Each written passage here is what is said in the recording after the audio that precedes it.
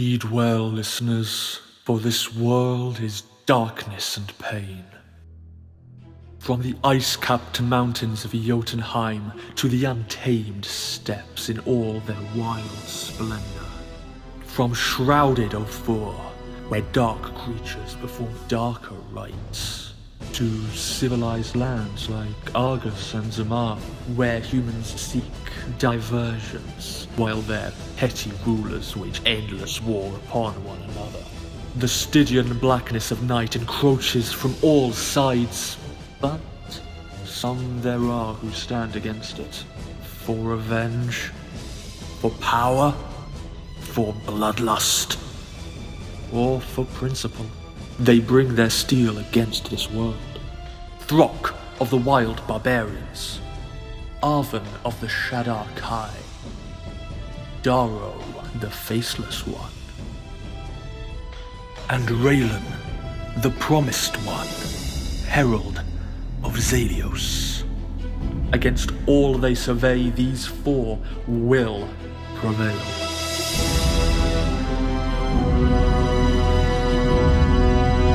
Or they will perish.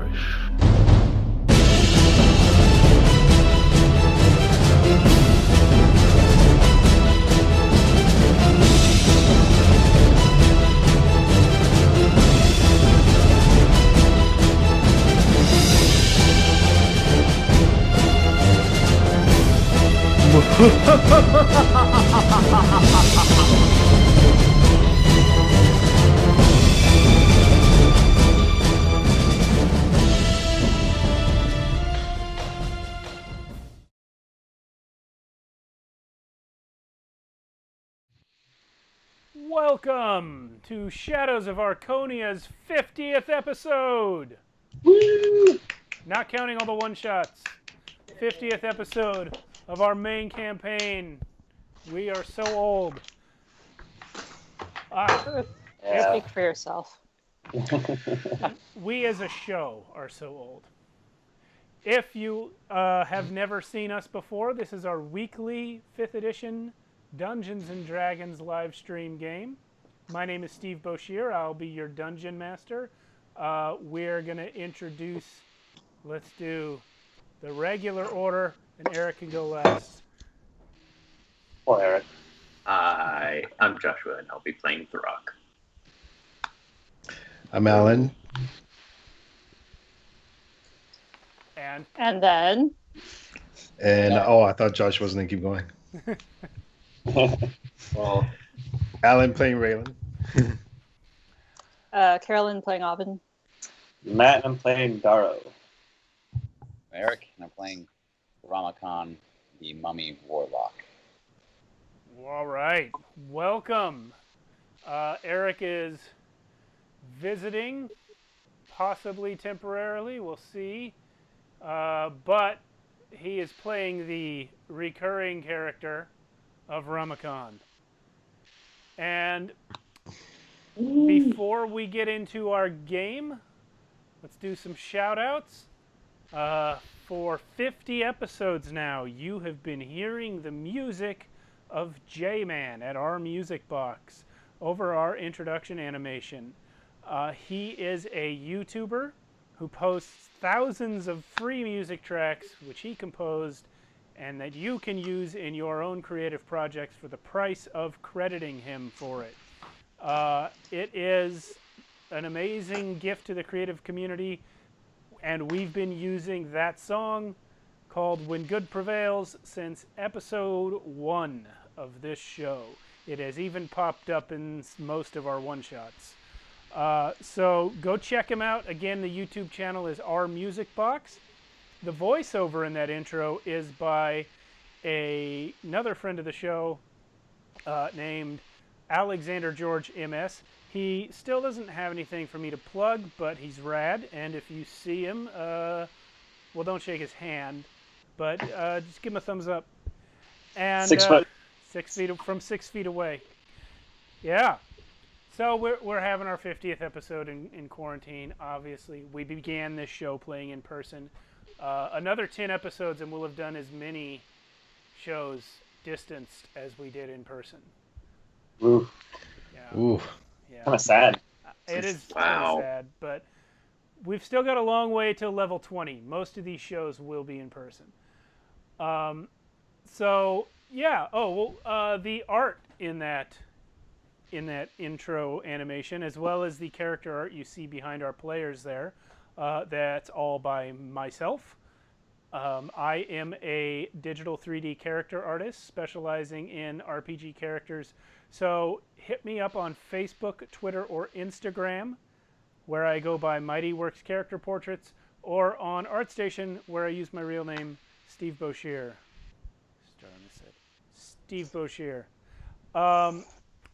Yeah, so that's fun. Commissions are always open. Hit me up. If you've watched our show before, you know that we use the Dark Arts Player's Companion. We now have 5 players. 4 of them use material from this book in their builds.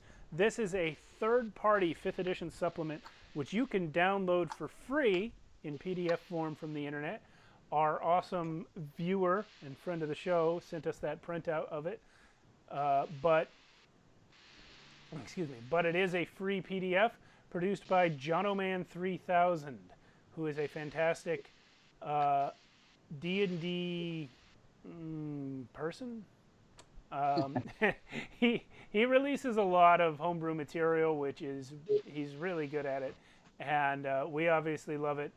So check it out, Dark Arts Player's Companion, chock full of new player character races, new subclasses for every class in the player's handbook, new spells, new monsters, and a new spell casting mechanic called Hemomancy, wherein the caster spends his own hit points to empower his spells, which can backfire, as it did for our poor Arzelios last week. But yeah, if you are watching the game and you're familiar with 5th edition and you don't understand Darrow or Oven or Ramakan's abilities, it's probably because they're from that book. Throck is playing. Throck is an Urman, which is a race of my own creation. But yeah, it's an orc mechanically. It is not an orc lore-wise, but mechanically it's an orc. So that should bring you up to speed. Now you know everything, except what happened. All right. When last we left our collection of loosely associated anti-heroes, they had entered the city of Zahir, which once was a normal human city where monsters were outlawed, and in fact any religion other than Erathis worship was outlawed. And then they broke it. And now, 40-something episodes later, they're back, trying to close off the portal that is letting in monsters by the thousands. There are over 10,000 mind flayers in this city, along with countless star spawn, oozes, and other sorts of aberrations and creatures beyond number. Ramakan, the warlock of Abraxiel, was sent into the city by his master in an attempt to rescue any human survivors that may be inside. The other 4 of you all came in hoping to find the portal that you accidentally opened in the past and close it again. Instead, you guys met Ramakan, and he tried to lead you to a basement where you could hide out while you planned your next move. On the way there, you encountered a number of obstacles, mostly tentacles, but including a gigantic black shadow dragon, which nearly killed you. And did, in fact, kill your good friend Bjorn the monk, with whom you have now had a couple of battles, but no conversations. I did a really short one. He's living that NPC life. Hashtag NPC life. Yeah. Cute. Nice. Yeah. So he's still alive. He's still alive thanks to a well-timed revivify from the demon boy in the corner there. And the With downside, one hit point. yeah, the downside to all of this is that the mind flayers know you're here, and not only know you're here, but quite clearly became aware of your presence the instant you crossed the barrier into the city. So, you've taken a long rest. You did finally make it to the basement that Romacon was leading you to. And it looks like... Where is it? Oh man, everything's different now that we have Eric. Okay, it looks exactly like that. You're in a basement. You're so close. Yeah, it's different. Oh, 6 feet, guys, back away. All right, all right. It's a small basement. This house did not belong to a rich person. But obviously those are the stairs to get up to the main house. This is your tiny hut that Oven built. You're all inside of it. And this is just stuff that they had in their basement. Over here is the bags. The bags did not physically fit inside the hut with all of you. So Throck left them outside.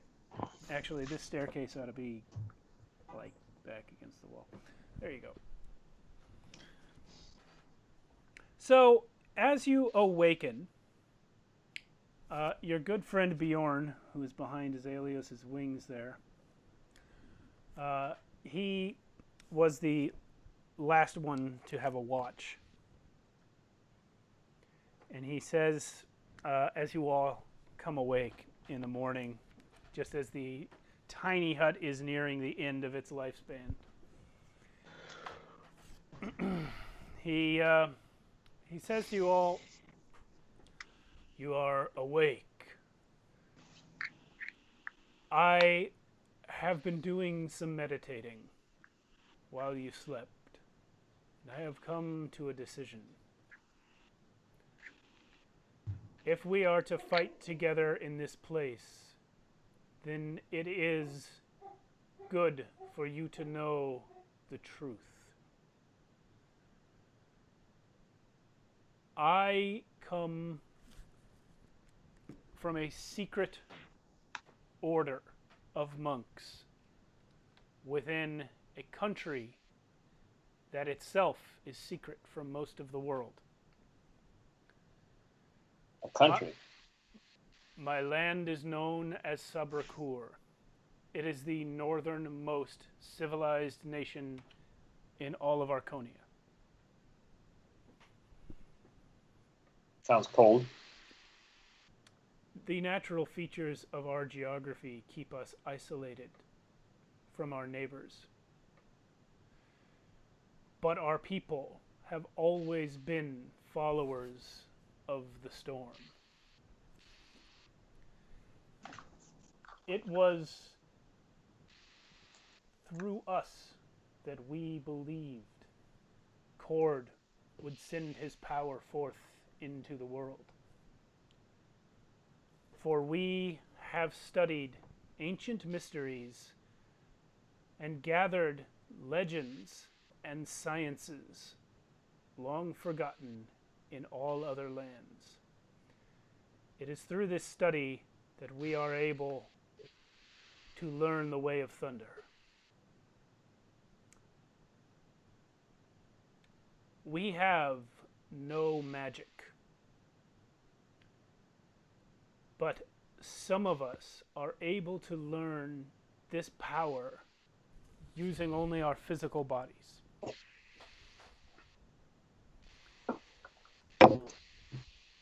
Our religion has always been entirely theoretical and intellectual until yesterday. No, wait. Until 2 days ago, when we met you, Throck. You are truly blessed with the tangible power of the storm. And it does not escape me that this was our first mission outside of our country in my lifetime. You see, our elders sent us here to make contact with the storm brood. How they knew of this storm brood, I know not. But there was supposedly a secret order of Cord worshippers within the Arathis cult of this city. We were to bring them certain information that they could not have learned otherwise.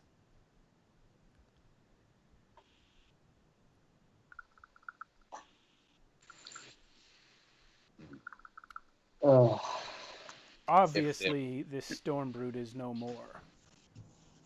But you... That's complicated, but not true. What? Is Throck of the storm brood? No. I am, sort of. I was.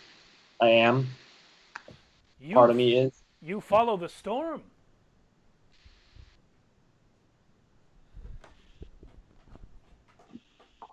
I followed the leader of the storm brood. I remember that game as a child. Everyone looks at Ramakan for a moment and then stops. And it just moves on. He was actually so quiet I couldn't hear him. But Well, who is this leader? Does the storm brood's leader still live? I couldn't tell you. We're not exactly on good terms. I'm sorry, I don't understand. Are you a member of the storm brood? I'm gonna throw things for a minute. I co-founded it. But you no longer follow the storm? I had a falling out with the storm brood. I see. I've been trying to get back in. I've been trying to reconnect as different versions of myself.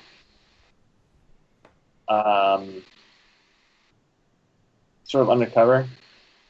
I don't understand how a man such as yourself could be undercover. You're very visible. Daryl's going to sigh and then shift into Elon. This was... He jumps away from you. This was a role I was playing to get back into the storm brood. You are a changeling. Yeah. That is why we had a falling out. I have read of changelings in books. I did not know they still lived.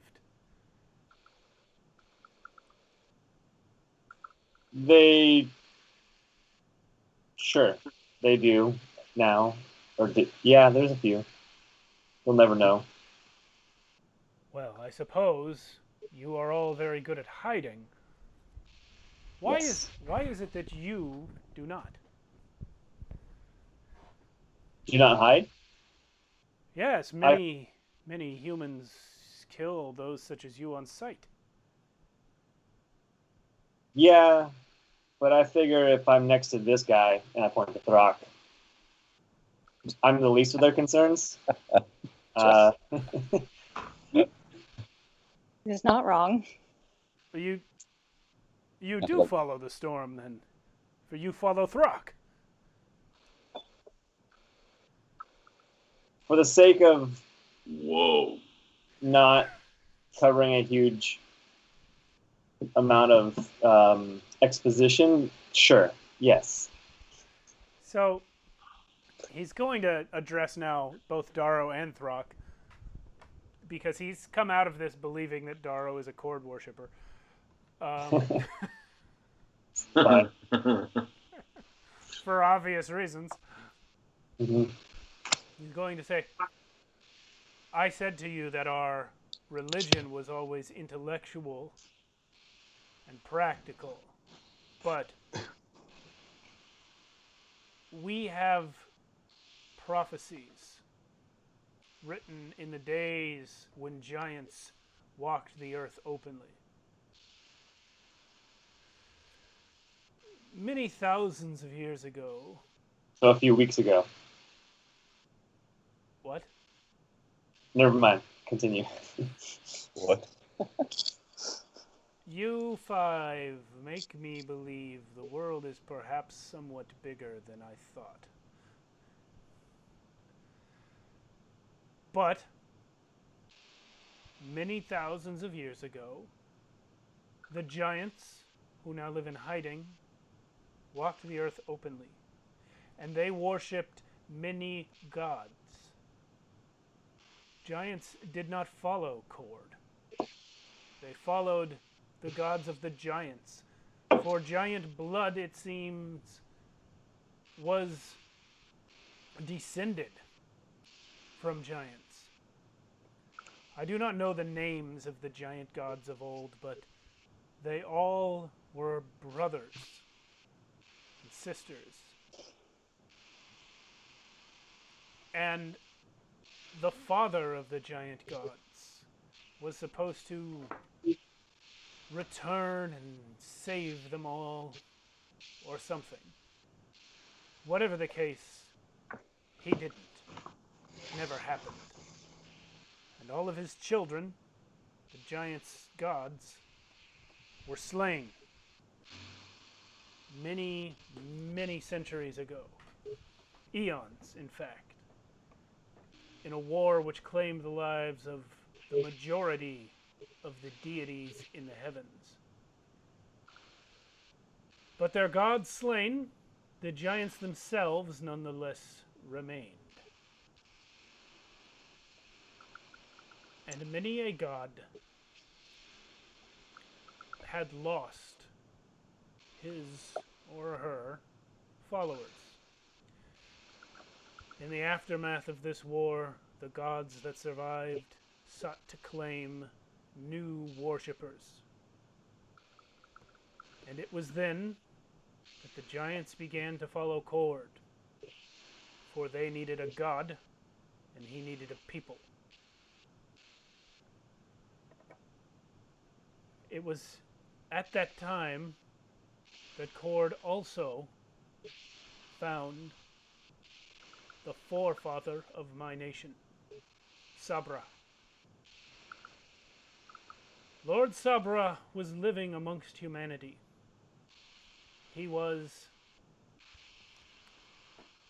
a librarian, a learned man, and I he like him believed. What'd you say? I like him already. Huh? He looks at you and sees like the various books that you have brought with you. It's like, oh, okay. Sabra was a librarian with access to many ancient tomes, which were the last of their kind in the world due to the upheaval of the age he lived in. But Chord came to him and bid him leave humanity, wander far away, and found a new home with whatever followers he could bring. And that was the origin of our country. Since that time, the monks of the storm have studied and defended our nation. And the most secret discipline is that which I follow, the way of thunder. However, due to this history, I can tell you that the time is coming when Cord expects to fight in the final battle. When I say the final battle, I mean the final battle. Cord will win, or Cord will die. And according to the words in our ancient tomes,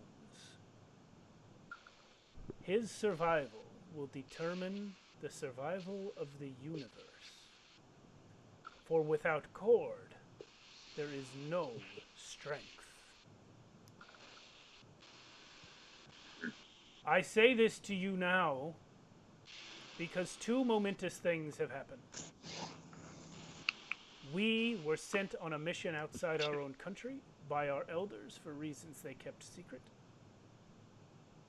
And you, Throck, have been blessed by Cord. Not a man, not a giant, but an a creature we've never known. And your power comes directly from him in a way that no man or giant can claim. This leads me to believe that things are changing. The end times may be near.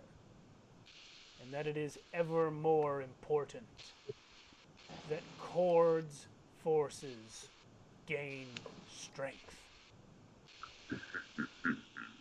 This is what I came to tell the Stormbrood, but I would not have told them so much had I met them under the circumstances I expected. What have you to say to this, Throck?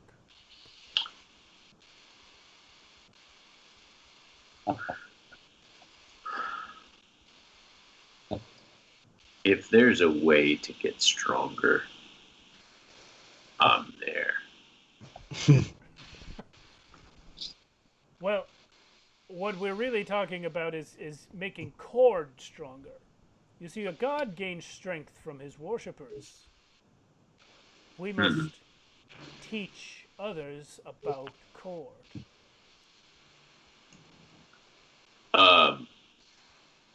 There's a lot of people who know about Cord. Well, not people.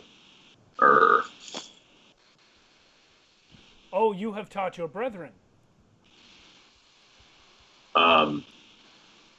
Essentially the whole nation of the at this point.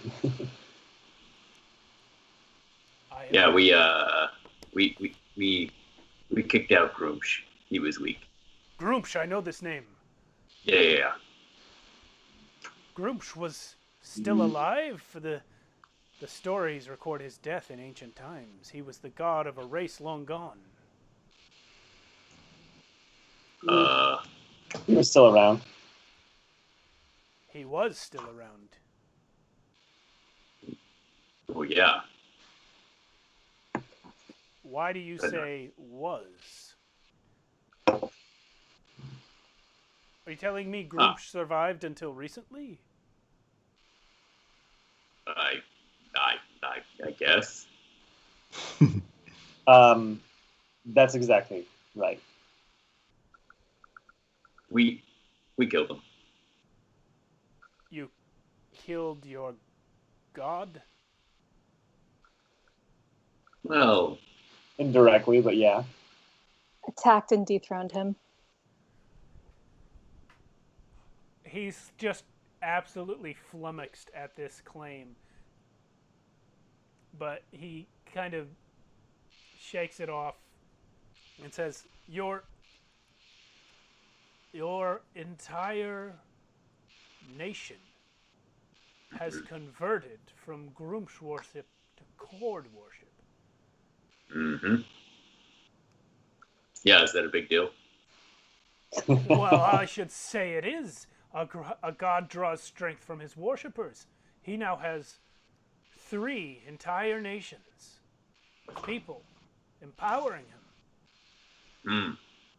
My own nation, your nation, and the giants. Cord grows stronger with each new soul. Yes. See, we were coming to to help encourage the storm brood for this reason. If we lost them, then Cord would diminish. Unfortunately, they appear to have all been eaten or something. Hopefully some survived. Are you looking for people within the city? When I came, I expected the city to be full of people and that some of them would be the people I was looking for. But yes, you could say that. There is a group of people still alive that I must free. Broxiel knows of these people. What There must be what is a Broxiel? a Broxiel. He is my master. And you are, I'm sorry, you are a dead body? More or less. Now is not the time to talk. We're being surrounded. They know we are here. My master is the one shielding this city. And we must get out with the humans as fast as possible. If we do not leave soon, we will be destroyed. What we experienced is nothing. There are more oozes, tentacles, eyes, things that even I have never seen before. And the closer we get to Hive, the more of them there are. We need to leave. If you want to see your god win, we must exit this city. While you guys have been having this conversation, the tiny hut spell has worn off.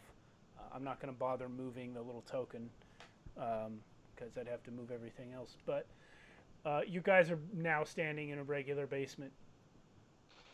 And as you finish saying that, Ramakant, a being floats down the stairs and stops like halfway down, which I'll just put him here. How about that? Oh. No, I'll put him at the bottom. Does Ramakant have any knowledge of this being whatsoever? Not individually, but this is a mind flare.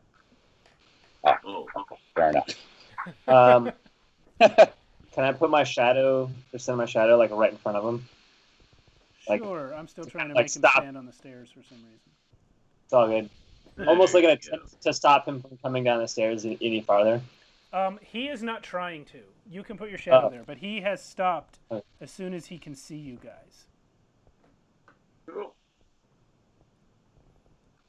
He also can remove walls, apparently. Yeah, he's got a lot of abilities. Really powerful. Skills. I'm trying to get everything in frame with this new layout. It's weird. Okay.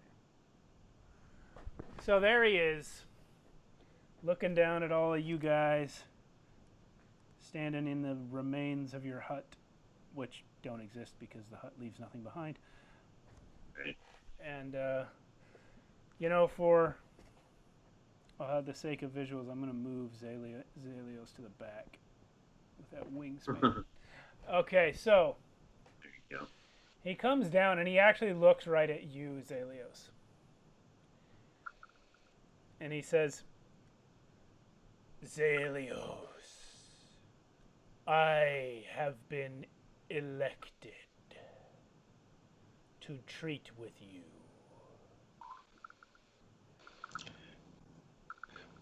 Oven's gonna step in and say, "Not now. We're listening to a story." Yes, we are, but the story is over now. Zalios, quiet your dogs. Not a dog. She has been a dog before. But Zalios just kind of looks up at him What do you want? Is it? Do you come here to offer me more lies from your people? We have told you no lies. You will be our slave. The only question is whether you will profit by it. Can I shoot him now? You may try. Oh, I said that out loud. I'm holding up. Oh, he completely ignores you. Well, it was a question for Zalios. Well, Zalios just says, "I'll tell you like I tell the others. I am no person's slave." And he like shoots a chaos bolt at him. Okay. Wow. It passes through him and hits the wall. Oh, You have revealed him as an illusion. Ah, okay. Nice. I see you're too afraid to come here in person, Mind Flayer. There is no need for us to get our own hands dirty. You clearly have not yet grasped what we are. This whole universe belongs to us, as do all of the others. But this is the offer I come to make you, Akun Ra. If you come with us willingly, you will be named Lord Regent of this entire plane of existence. Zales kind of chuckles. It seems everyone wants me to come with them somewhere. As a matter of fact, you may stay right in this basement if you like, as long as you stay within the heart of our power. So what's his heart exactly? What did you say? What? I said, so what is this heart of your power exactly? The heart of our power is any place where we exist in numbers. For we all think together. Boring. And Ramakan said it with his mind speaks to Darrow, saying, "There are over 10,000 of them. We need to leave now." Do we not? We're gonna come do what we've set out to do, and that's destroy the source. Do you imagine that you can even reach that portal? And do you further imagine that if we allowed you to reach it and allowed you to close it, that you will have won? That is not the source. It is merely a convenient shortcut. I have a question. Go on. Answer her question first. What do you mean by shortcut? You foolish beings think of us as mind flayers. You call us flayers of minds, but that is what we do. It is not what we are. We are illithid. We are everywhere, and every place is ours.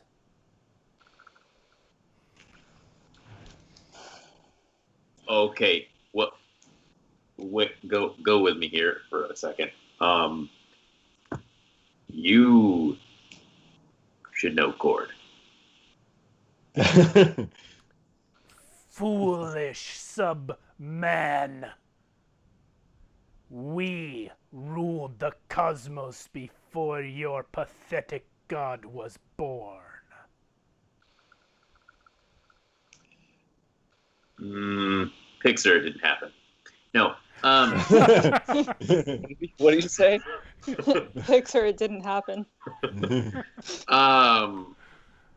Yeah, all right.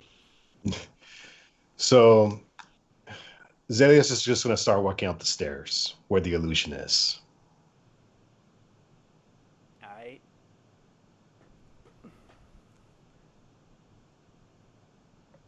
You come out in the house above.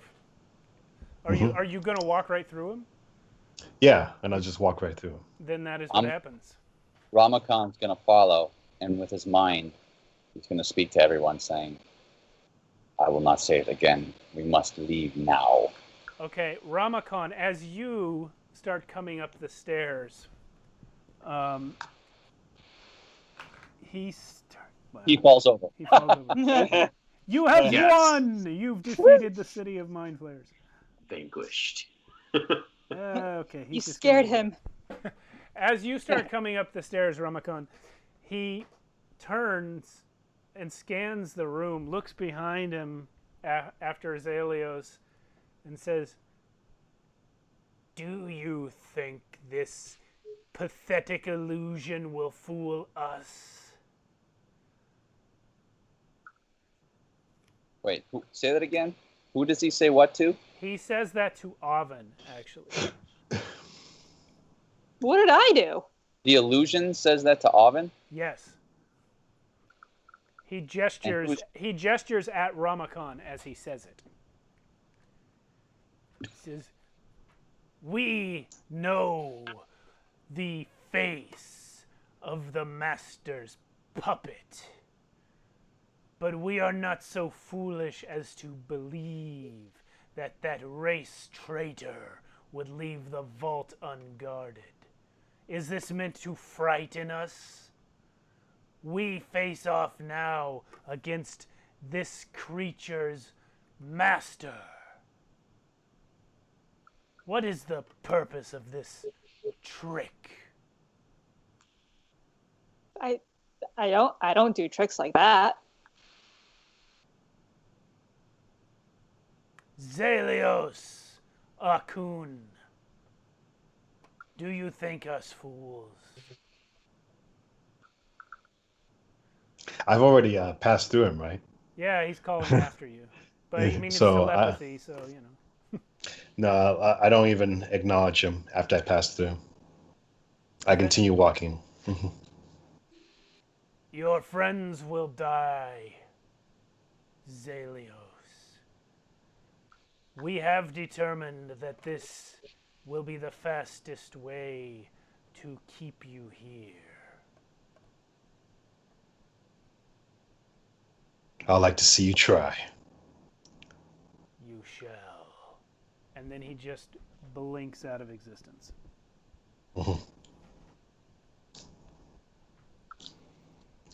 Well, guys, we better get going. So are you all going to follow Zelios up the stairs? Yeah. All right. This is where he is. The house you guys went into is like, it's very small. It's not a rich person's house. Ramakan was coming up after, and I'll bring the rest of you up. Doro can be on the stairs. Actually, probably Oven will be the last one up, I imagine. I'm just standing on a bed because it's fun. Yeah, everybody isn't fit, you know. While we're walking up the stairs, I'm gonna turn to Bjorn and ask him, as if that didn't just happen. So, where does a rapis fit in your fortune telling? He kind of frowns like he's trying to place the word you said. Erathis. She was the ancient goddess of civilization. Oh, yes, she was the one that they worshipped here in this city. They were not allowed to worship Cord, yet they did anyway. It was very noble of them. Sounds like a political problem. Most All right. likely, yes. Uh, Erathis is you're- not mentioned in these prophecies. Interesting. As I understand it, she was not particularly friendly with Cord. Yeah. The way I see it is you can't have strength without civilization, and civilization without strength. He turns and looks at Throck, and then he looks at you and says, "We used to think that too. You see, in my country, the strength of Cord is interpreted in many ways. We consider strength of mind to be strength, strength of spirit. Some of our highest priests in our order are small men who can no more swing a sword than a newborn baby could. But they are revered for their strength of nobility and the strength of will that they put into their years of study. Yet this one," he points at Throck, says, "he appears to just be strong." That was my impression of Cord too. I must say it is interesting that Cord blesses him with this supernatural gift and not any of us. How long has he been a Cord worshipper?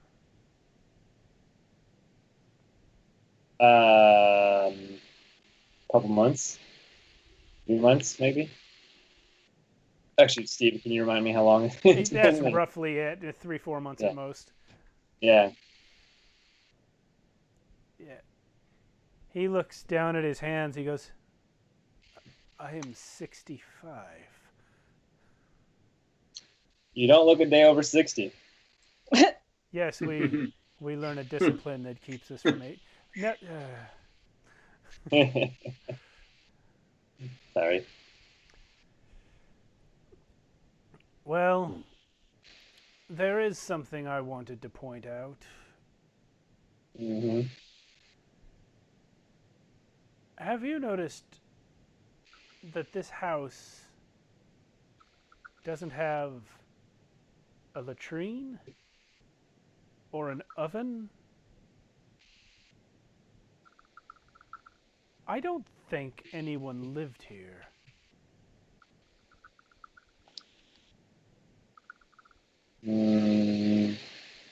It does seem a little subpar for living quarters. He turns and looks at that chest against the wall. It's got a gigantic padlock on it. Of course it does. Uh, It's a mimic. I'm going to I'm going to follow his gaze to the chest. That is a very nice looking chest with a very expensive looking padlock for a little shack like this. Uh-huh. So he says this place has a basement bigger than its footprint and could not have been used as a home. This is a front. I think something must have been stored here. I'm gonna walk up to the chest and check it for traps and stuff. All right. Because why not? I never get to do that. Ooh. What is it? Sleight of hand for traps Perception. or perception? 18. Okay. You, examining the chest, find 3 different traps on it. One is a small catch under the lid that you can just see through the crack. Another is a kind of a mechanism behind the lid that will be pushed when it's opened. And the third is in the lock itself, where if you're not careful with exactly how you put a pick in there, you're going to trip it. This is I turn to like kind of everybody. This is a really well-made chest. Very expensive. I think I can crack it. I literally never cracked chests like this before, so Okay. now is it sleight of hand? You have. It's been a while. It's how you got your sword, actually. But Oh, yeah, it is. What you're going to do is roll a dexterity check and add proficiency. okay. But you have to tell me what you're trying to do specifically. So there's a pressure. There's 2 pressure traps for the lid, and 1 trap in the lock. Yes. Well, I'll start with the lock and the trap within the lock. I want to disable it. Okay. So The- go ahead. Actually, the trap in the lock, from what I could tell, it's contained to the lock, right? Yes, like it's designed that even if you were to have the key, if you put it in at the wrong angle, it would trigger the trap. So in order to open this, you would not only have to have the key, but also know exactly like what height and what angle to put the key into the lock from. Oven would like to go back Wow. that like halfway down the stairs. Yeah. All right. That's okay. Throck left the bags down there anyway. Wait, what? The bags. You forgot the bags. Oh, I gotta get those. You Yeah. didn't. I mean, I'm sure you didn't, but I left the miniatures of the bags down there. Ramakan So- goes to the door. Oh yeah, I carry the bags. Yeah. All right. If you were to say, like, examining the lock, if we were to pry the lock off and just bypass the trap and lock altogether, or break it somehow, does it look like a thick lock that would be difficult to do that to? Yes, you would require a very strong person to do that. All right. However, well, if you could do it, Like a Throck. if you could do it, it would bypass that lock because it is just a giant padlock. So it could bypass that trap, is what I meant to say. If you were to somehow break it off the chest without opening it.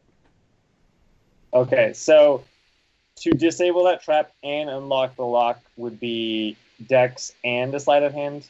No, and sleight of hand is not involved. Okay. It Well, I isn't- mean for the You're okay, using never- you're using thieves' tools, so it's Yeah. a dexterity plus proficiency. Oh, okay, great. Oh, that's not bad. I mean, it's what you do. All right. Yeah.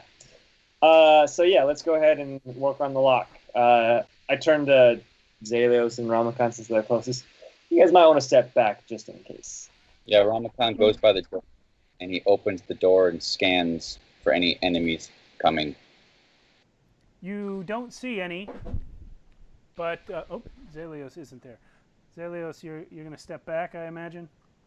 Yeah. Okay. So I guess you actually never said where your shadow is now. Last we heard. I usually keep it around. All right, he'll stay there. So yeah, Bjorn, Ramakan, and Zalios are still in the room. Ramakan's looking out the door, which I didn't place, but where Ramakan's standing is the door. Throck and Oven went downstairs. Roll me a trap check there. All right.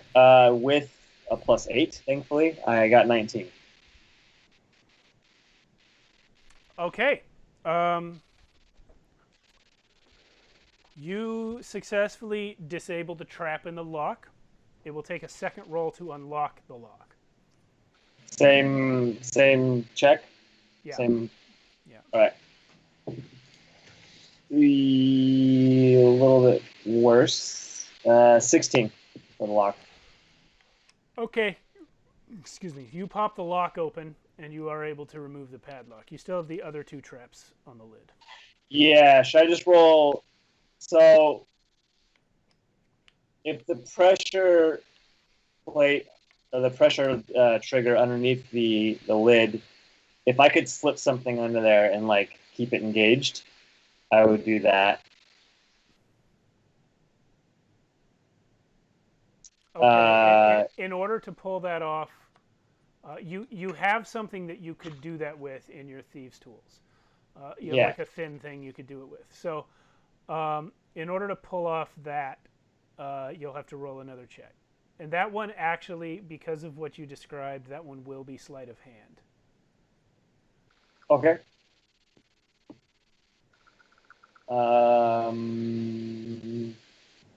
It's actually pretty much the same roll anyway. Ooh, that's a good one. 23. All right. Well, you've done it. 1 trap left.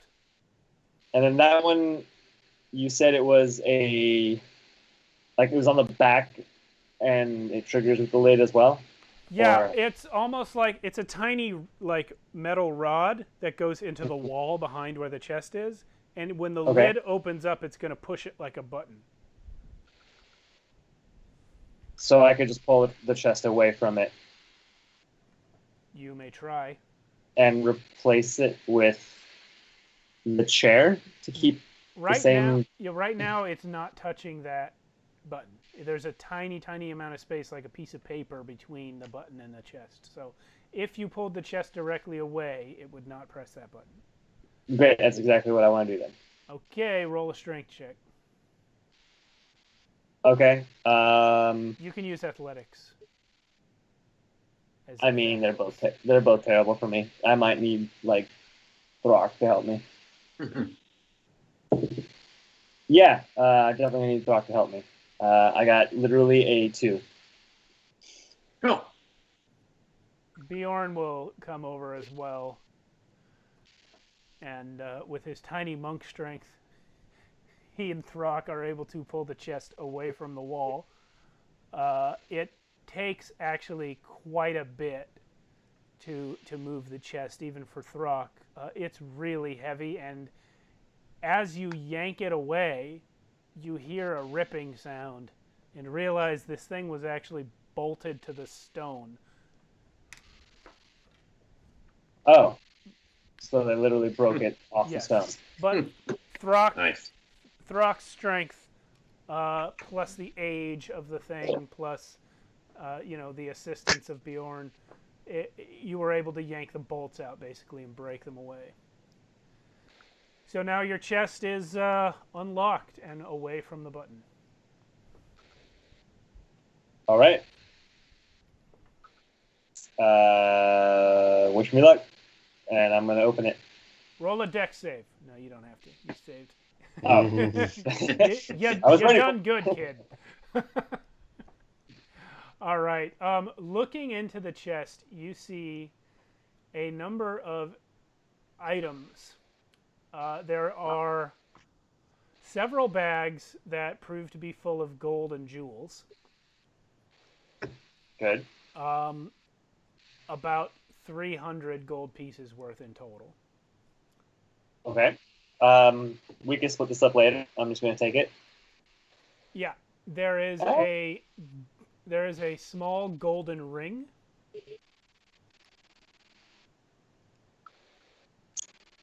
Does it have any sort of anything identifying on it, or is it just a simple golden ring?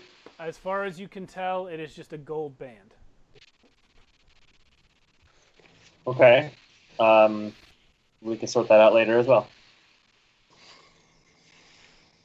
All right. Any notes or papers or anything, books, anything useful? You do not find anything like that. Hold on, I had this in my notes, and I'm not finding it. Just a moment.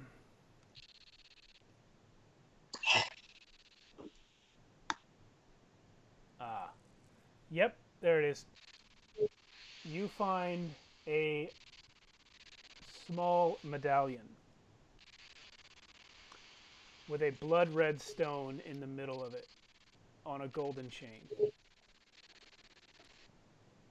Okay. So a golden ring and a medallion And a bunch with of money. a Yeah. bunch of money. All right. Well, I look for Oven, and she, I guess, walked back down the stairs. So I'll just take him for now, and we can look at him later. Okay.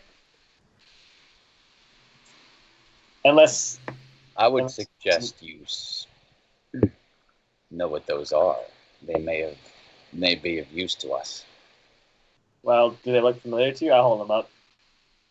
Does Ramakan know what they are? Is there anything he can... Roll an Arcana check, Ramakan.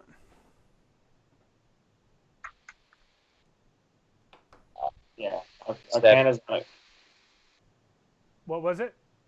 It was almost an 18, but it's a 7. It was like a slow roll from 18 over to 7. It looks like some stupid jewelry to you. He just shrugs. Then I'm gonna show Oven whenever she decides to come back upstairs. I mean, I can come back up now. Yeah, she was just hiding from the trap. Yeah. The traps are done. I fixed them. Okay. And as you come Comes upstairs, kinda like- the stairs collapse. Huzzah. That's a joke. They don't collapse. I mean, it doesn't really matter. Like, I can wild shape anyway. Yeah. Wild shape into a stairs? No, wild shape into, like, a spider. Ah, on the way down. Okay. Well, you're up. Okay, so can I also take a look at said necklace or said ring? Yes. It appears to be a ring. Is Raylan still, or Zelio still inside? He is. Yeah. Yeah, I'm like right. right I'm just Okay. observing you guys. Yeah. And the medallion? Well, I mean, I kind of hold it up to you guys, like up to the room. So if anybody wants to try to identify Yeah, him, if anyone wants to roll Arcana on them. Okay, well, I rolled a Oh, man. 19. well, there you go. Okay. Oven, you definitely can tell that these are magic items. You can tell by the way they are made, but you do not have the background necessary to identify them. Yeah, I also rolled a 19 with 0 Arcana, so I can probably have the same exact answer. Yeah, exactly. Magic is but- forte. You actually, Daro, can get a little bit more. Oh, These items look a lot like some of the magical things that you encountered in the Tower of Kaelaramon.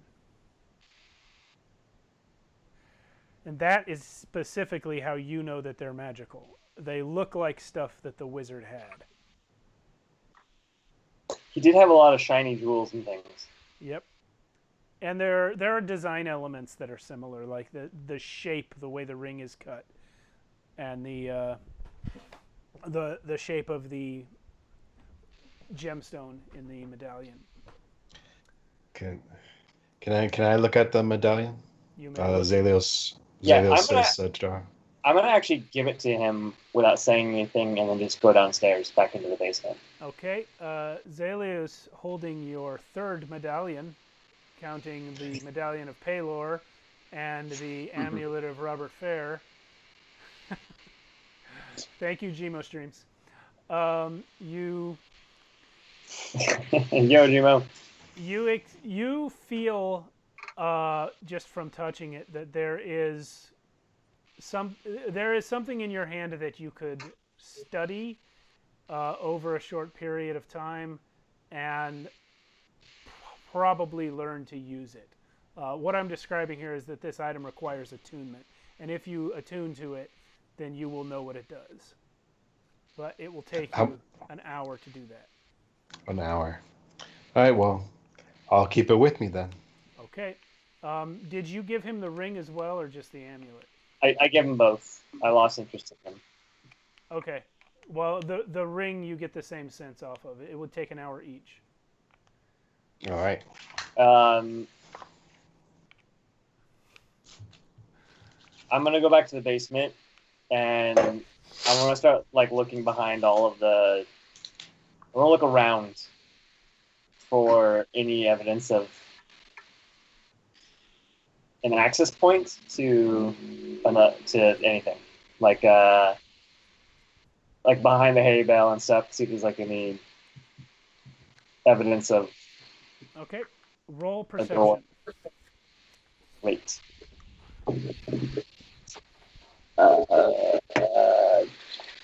17. Okay. You do not find any evidence of a secret passage. What you do notice is that the stone of this basement appears to be different than most of the stone in this area. The walls here are struck through with veins of lead.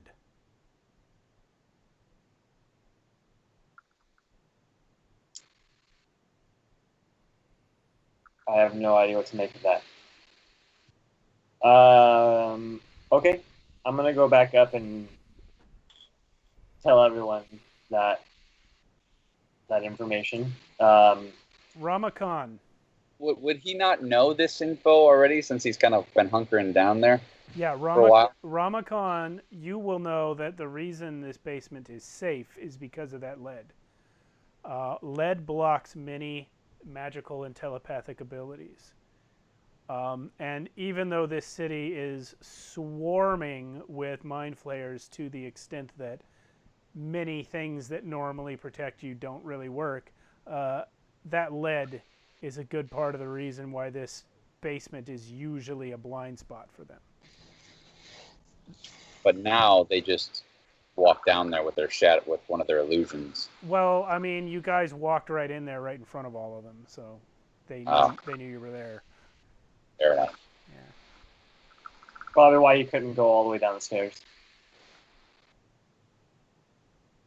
All right, so Ramakhan relays that information to you as you examine the walls.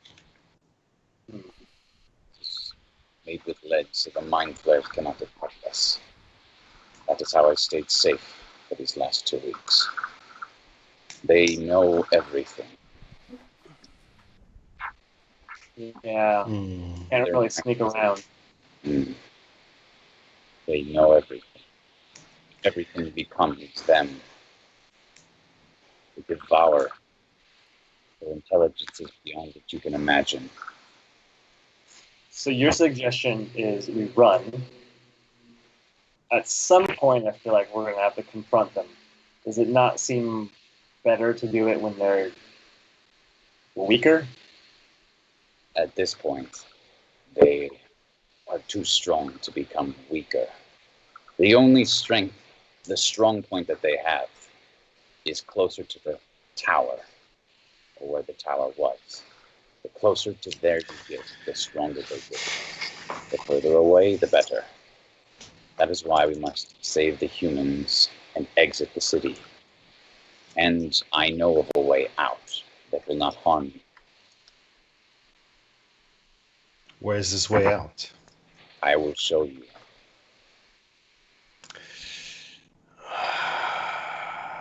It is with me. Bazalio still looks over to Daro and he says, but I still don't think we should leave, Daro. We've come all this way.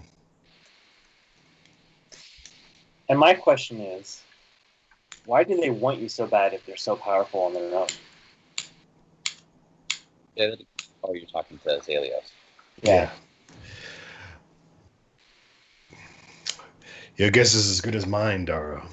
These creatures.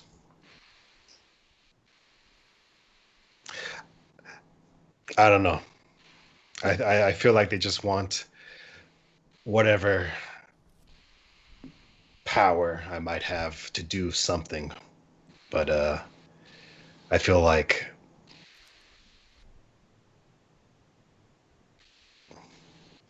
Well, again, whatever it is, I'm glad you're on our side. yeah. And I feel like I don't know. Part of me feels like we should try to at least see what's this portal is up about. I look at you and I say, Abraxia, the one you have met, knows the answers you are seeking. He is the one holding the shield over the city at the moment. Once we get out, we will have the answer to your question. And we'll deal, I am confident, we'll deal with this portal that he set up to keep guarded. Last time we spoke to him, he didn't seem very able to be distracted. That is because he is keeping all of these monsters at bay. Imagine keeping 10,000 plus monsters at bay. You'd be a little distracted too, would you not? I know, that's why we should help him by stopping this somehow. We cannot stop it. How do you know? He is my master. I trust him. He grants me the power that I now wield. And he is the one keeping, like I said, these monsters at bay so they do not hurt anyone else outside the city. Once we get out. I rolled an insight check against Ramakan, but I only got a 13.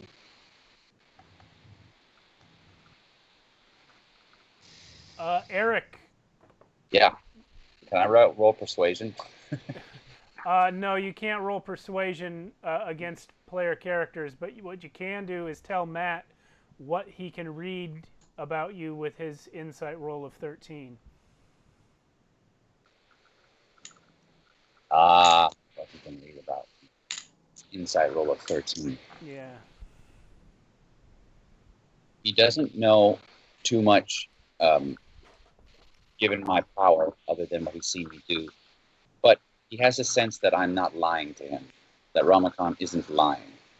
All right. Even though he looks pretty disgusting, that's what mummies look like. It is a difficult face to trust.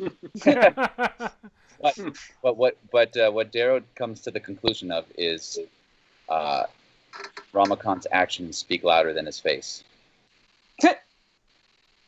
All that right. makes sense. Yeah, well, Bjorn is there as well, and Bjorn looks around as the only human in the room. Are you still in Elon's form, by the way, Doro? Yep. Okay. Well, not apparently the only human in the room, but knowing that he is the only person in the room who is not some sort of monster, he says, Not a monster. yeah, says you. He says, but by every definition that Bjorn knows, you are. He looks around and says, I must say I did not expect to find myself in the company of non-human creatures, especially not a variety as complex as this group. But I hear your words and know that we all want to do what is right for this city. I think we must listen to Ramakan. He was sent in here by this Abraxiel, whom I believe you all seem to trust.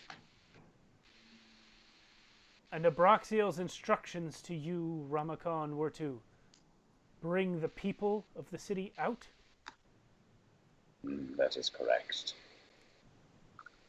Then at least our first step must be to do that, for I was sent to encourage the brethren of the Stormbrood, and if any of them are left, they are surely with this group that Ramakan knows of.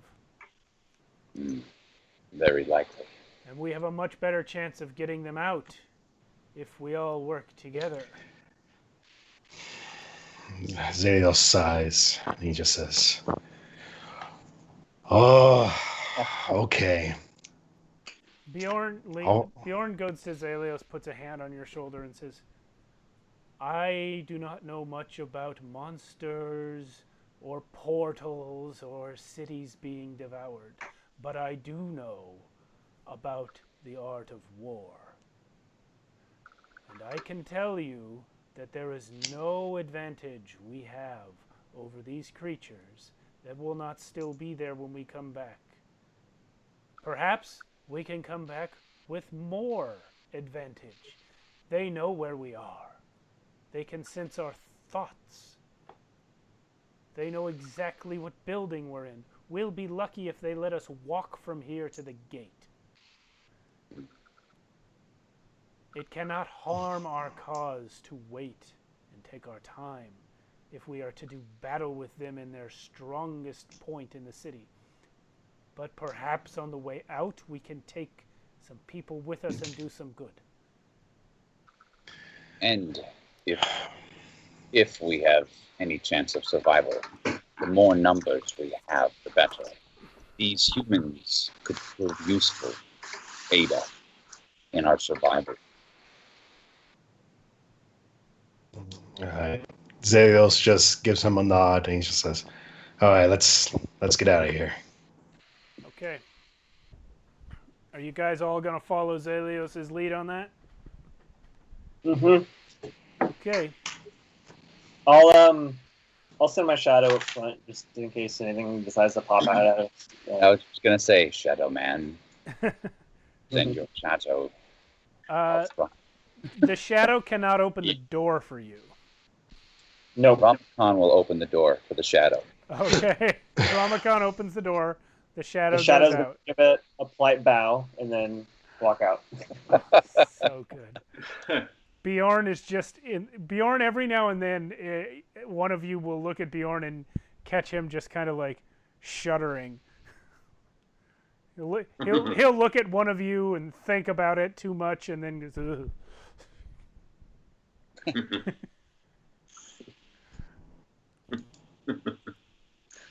Yes, I'm anatomically correct. I'm gonna say What? to him, like catching his gaze. I was not gonna ask that. I was wondering, but I was not going to ask.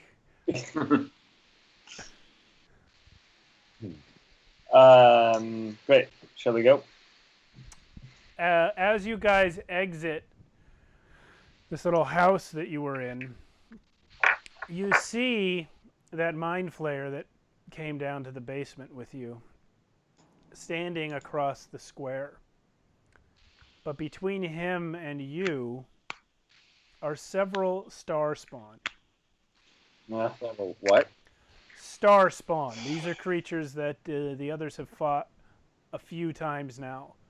They are very powerful, essentially alien beings that they're like slimy, and some of them have hooks, and some are made out of maggots, and they're unpleasant, is the gist of it. And there's a bunch of them. There's a bunch of them in the alley here. And the mind flayer looks at you, Zelios, and says, "Now your friends will die, and then we can deal with each other directly." I want Ramakon to put his spike in the ground when he hears that. His profane spire. Okay, you may put the profane spire in the ground on your turn after we roll initiative when we come back from the break. I was trying to get his. You can't. You don't have. Yeah, you don't have the chance because they were lying in wait for you. I thought with all that talk, I could sneak it in there while they were talking. No, it's telepathy, man. It can be as fast as the speed of thought. So yeah, we're gonna take 10 minutes right now. Actually, because I have some things to set up, let's make it 15. It's currently 9:50. We'll be back with the second half of our 50th episode at 10:05 p.m. Epicness ensues. Yeah, a lot of role play, a lot of talk. Now it's time to die. All right. There you go. Yeah. See you guys in 15. Where do? Oh my god. Welcome back. It's good. It's fine. Good. Okay, I think. There's no problem here. No. None at all. I realize the lighting's a little weird. Oh, I forgot to put down a couple of you guys. There's Zalios and Daro. The shadow is, of course, first. The house you came out of is right there. That's the door. And down at the end of the alleyway is your Mind Flayer friend. And in between you and him, 3 Starspawn grew.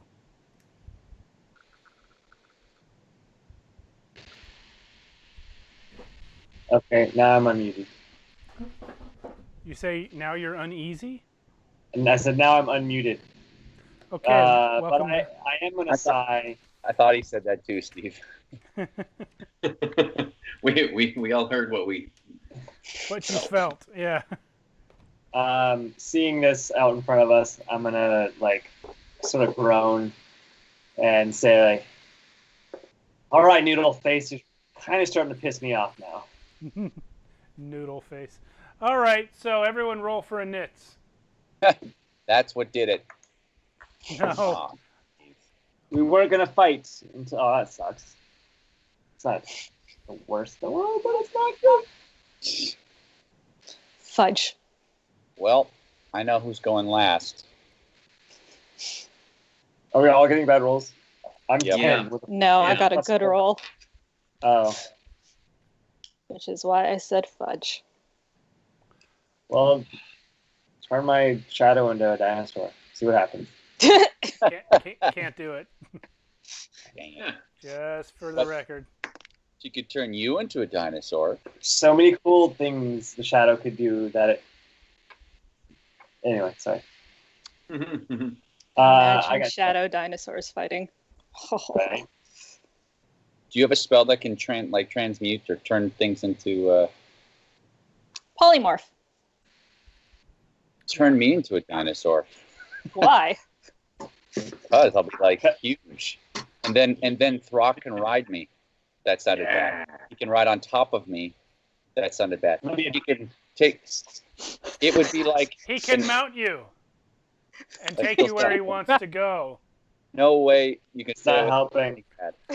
No. This is good. We like where this is going. Yeah. It would be a force to be reckoned with. All right. Uh-huh. So, I'm going to go through you guys, starting at the bottom and going counterclockwise. Throck, what's your initiative? Oh, 7. Jeez, you guys. What the heck? Ramakan, what's yours? 2. Daro, Wow. 10. Avon, 15. Zalios. 9. Of 9? course it's 9. Wow. All right. So we're all 10 and below. Oh, except for Avon. We're all 10 and below. And I don't even have a bonus anything to add to my initiative. I have It is +4. +0. Well, lucky for you, while all of you guys are standing there like slack-jawed Picking morons, your noses. your best friend Bjorn, with his 40-foot movement speed, comes charging past you, silent as the night breeze, and slams his monk fist into that first grue. Yes. Yeah. Good. Knock him over. You should- Actually, he's going to open with his staff and then do a couple of hits with his fists. That's not good. But it's good enough. JK. No, he's not. It's good enough. That grue takes a hit.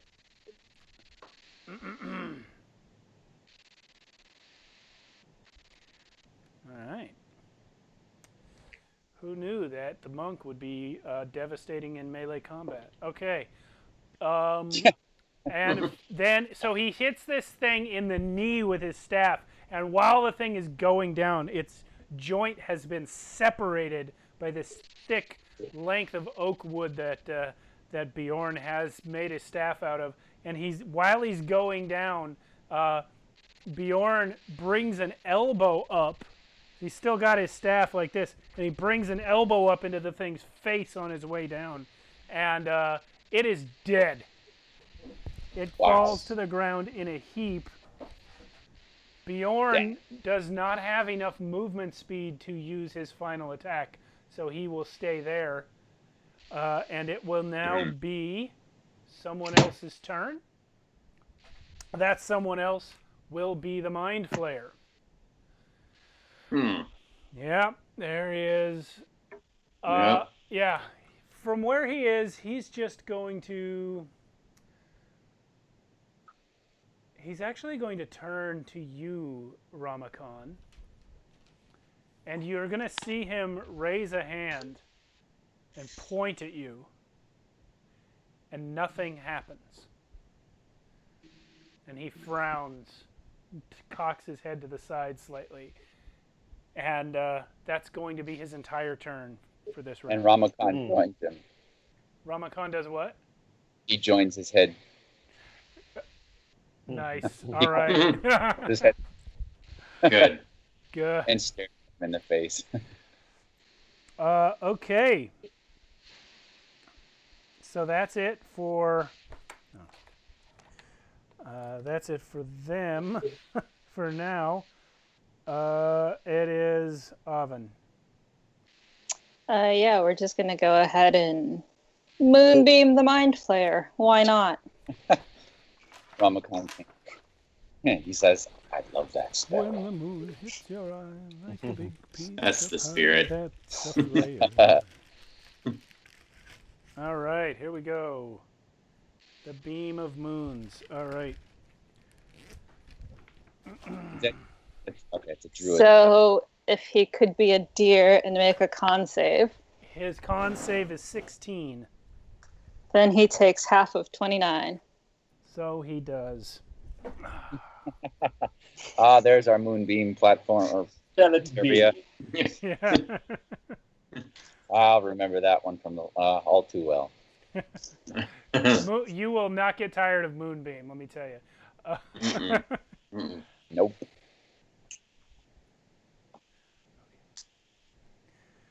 Okay. Super What else you got? helpful Oven? radiant damage. No,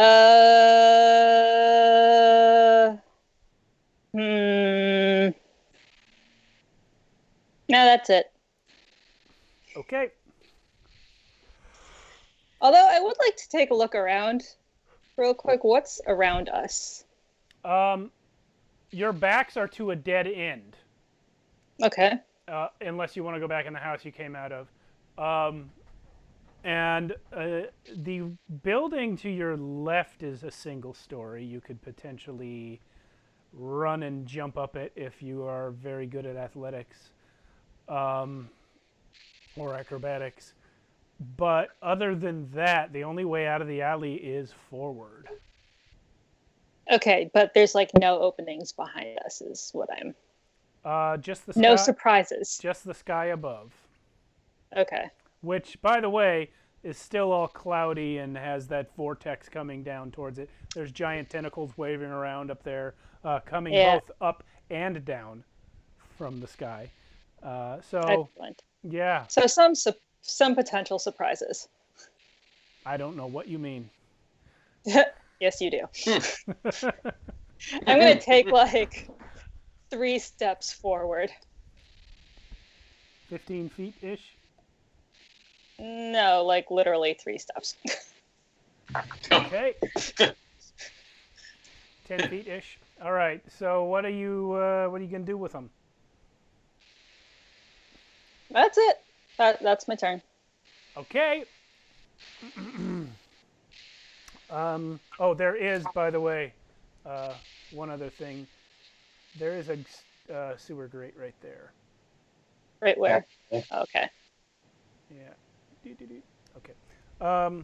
Mutant Ninja Turtles, Teenage Mutant Ninja Turtles. Oh man, if only they could come help. Right? Four Right. more monks. Mhm. Okay. Turtle- 4 turtle monks. Yeah, that'd be awesome. Yeah. Well, just at that moment, a new player arrives on the scene. 4 players. Speaking of that rooftop, there is a star spawn seer on it. He steps out from around the, I guess, back where you couldn't see him, and it's his turn. And Naturally. Okay. Yeah. Okay. So he's going to look down, and the first thing he's going to do is make 2 comet staff attacks. Mm. First one is going right for that shadow. You would.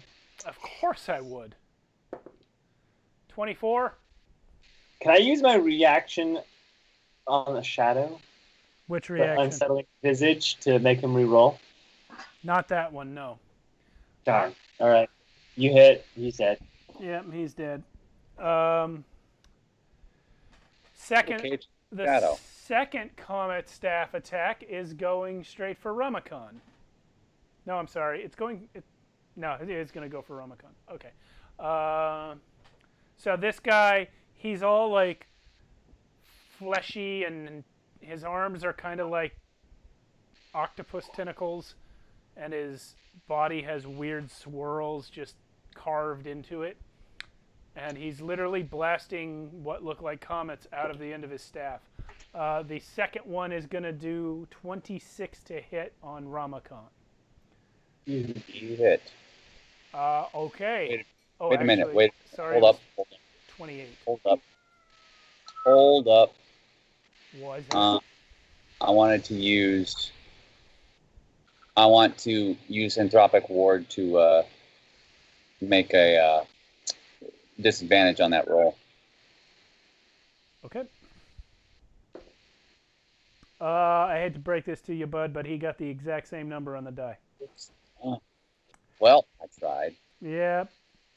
So, yeah, that's going to do 9 bludgeoning. Okay.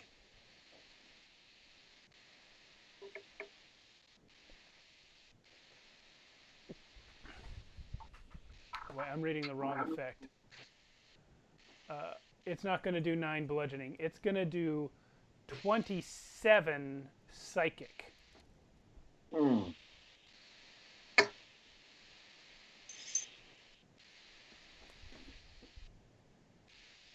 So, have fun marking off those hit points. So, with that, wait a minute. I just used my reaction. Never mind. I can't use another. Yeah, sorry. I don't think I can. That's right. Right. Yeah, I misread it. Comet Staff is actually the name of his melee attack. I was reading wrong. Anyway, and in fact, your shadow is still there. Wait, what? Sorry? Your shadow is still there because I misread the abilities, and he actually only gets one of those attacks. Oh, okay. So, yeah, he's going to take 27 from Ramacon. And he'll save that multi-attack for when he's in melee range. So, that's his turn. He's not going to do anything else. Daro, Daro, you're up. All right.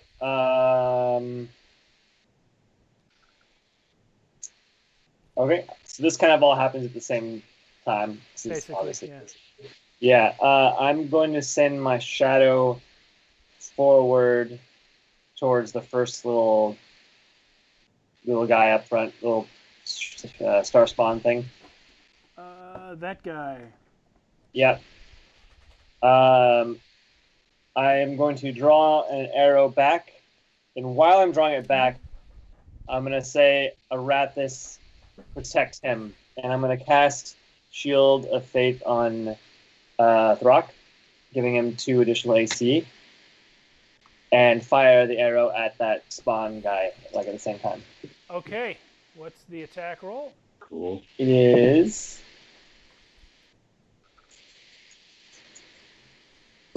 got my thing. It's 8. It's non-natural 20. Okay, it's a hit. Great. He's now flanked, so I get 1d8 plus 4, and then 3d6. Oh my god, it's terrible.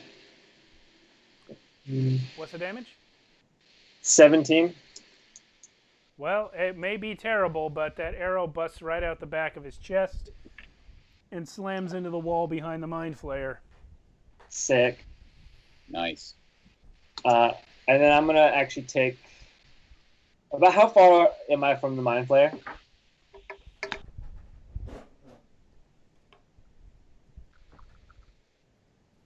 I'd say about 50 feet.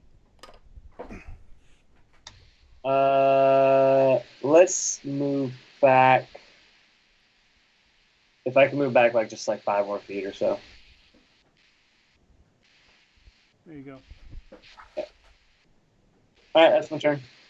Okay. So that's your turn. And next is Zelios' turn. All right. Xenios is gonna look over at the Mind Flayer and the Seer, that creature, and you're gonna see their shadows separate from their bodies. All right. Mm-hmm. That sounds scary. Mm-hmm. What's this spell called again? Compel. It's Ren's Shadows. Ren's Shadows. Thank you. Yeah. Love that spell. Yep. Mm-hmm. Okay. So I love how it instantly gets them. It's great. I'm gonna have to put shadows by them. Here's one. Mm-hmm. And you point. The other one was at the Mind Flayer, right? And next to the other one that's still alive. Oh yeah, you picked up to 4. So yeah. Yeah, pick up to 4. Yeah. There you go. Mm-hmm. So that's 3, and that's all the Yep. shadow minis I had anyway. So good. You should put them in front of the enemy, so they're in the way of any attack. I would move them off to the side anyway for camera. Yeah. Okay, fair enough. Yeah. All right, and I got to roll initiative for them individually, right? You roll, I'll just for simplicity's sake, I'm going to say they go right after your turn. Okay. And that'll be the end of my turn. Okay. And then it's Shadow's turn. Yeah. Get him. Get him. Start rolling. Get him. You want me to roll? Shadows. Yeah. You're going to control the shadows. Yeah. Oh. Oh, you don't have the stats. That's okay. I can do it. I think I have it somewhere, but yeah, I'll just add it into our encounter here, on the thing that I'm using. I guess I was controlling them last time you did this. All right. So I guess the first one is going to attack the Seer. I'll just move from left to right on camera there. And it's going to go a crit fail. Yeah, so I guess he misses. Next one's going to attack the Mind Flayer. And definitely not crit fail. Does he hit? He does just barely hit the Mind Flayer with his strength drain attack. That Flayer is going to take some damage. And his strength score is reduced, which affects his combat abilities in no way. In no way at all. You must have not a great strength score to start with, so it's really kind of an effective way to kill him. Yeah, oh, yeah. You'd have to hit him quite a few times before it, kills him. And then the third one's going for the Gru. And I think he's going to miss. Yeah, he misses. But you got the Mind Flayer. Mm-hmm.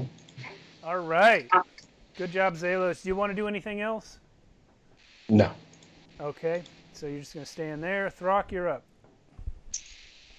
Real quick, mechanically, do the shadows count as flanked?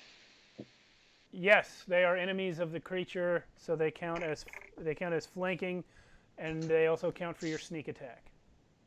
Great. Yes. These Alios were meant to be together. Yeah. You and me, Dar. Oh, it's already calling by the short name. Oh wait, that one shadow that attacked the Mind Flayer is going to need to roll Constitution for the Moonbeam, because if he's in melee range, he should technically be right in it. So he's going to do that.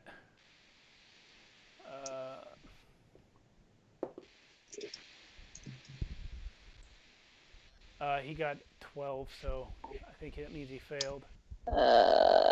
Yeah, that means he failed. So that means he takes the full 27. He takes 27 points of damage? Yup. Okay, well, Radiant. I am not going to erase the damage he did to the Mind Flayer. I'll say that was his dying act, but he's gone. Yeah. Wow. They don't do really well against Radiant. Yeah, Shadows versus Radiant. He's actually got vulnerability to it, so he took twice that number. And it only took almost half of it to kill him, so he's gone. Wow. You quadruple killed that Shadow. But on its way out, he hurt that Mind Flayer pretty bad. Hey, Jazzman. Throck, now you're up. Yeah, all right. Does that look like the same face guy that we saw just a minute ago? Downstairs? Yeah, you're pretty sure. Yeah, all right. So I'll just run right up to sort of beside of that first guy right there. Yeah.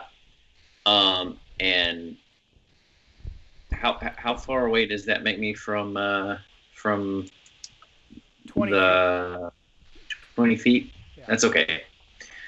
I'm gonna like look at him straight in the eyes and go, "Hey, you ever hear of Cord?" Go into a rage and have a lightning bolt just slam right down on the little guy beside of me. He fails the deck save. All right, and so 3 points of lightning damage. Oh no. To him. And then no look, reckless, great weapon master attack. No on the look? guy, 'cause Did I'm you just- say no look? That's correct. Then you have That's canceled your correct. advantage. That's correct. Okay. Um, Whatever you say, King of the that's correct.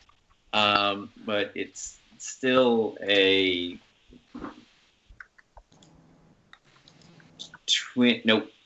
19.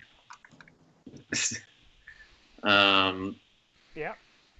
For hang on, wait for it. 8, 16, 18. So 18 points of bludgeoning damage. Whatever, Throck. To that little guy. The shadow vanishes when his quarry is dead. And then I'll move the remainder of my movement Into the moonbeam. up to the Mind Flayer. Into the moonbeam. Well, about that, which, yeah, that's fine, but can't you position the moonbeam to where it's not, that it's flashing on him and not? She centered it on him. She has the option to move it on her turn, but right now it's centered on him, which means it's got a radius of 5 feet, and you have to be in it to be next to him. That's fine, I'll take it. Okay. I think that's a con save. Yes, it That's is. a con save. All right. Con save, not a good one. So 13. What was it? 4th level. Oh my gosh! Don't make that noise on the mic. Sorry. Oh. Yeah, so you're going to take 25. Okay. I will take that 25. And I'll raise you. Reckless Great Weapon Master as well on that. Which I probably will miss on, actually. What's the number? But you're looking at him, so you do have the advantage. Yeah. Oh no, I know. I rolled fairly poorly. What is it? 5, 14, 15. 15? Yeah, It's a hit. 15. Just Oh, barely. okay. You hit him Great. by the same amount the shadow hit him by.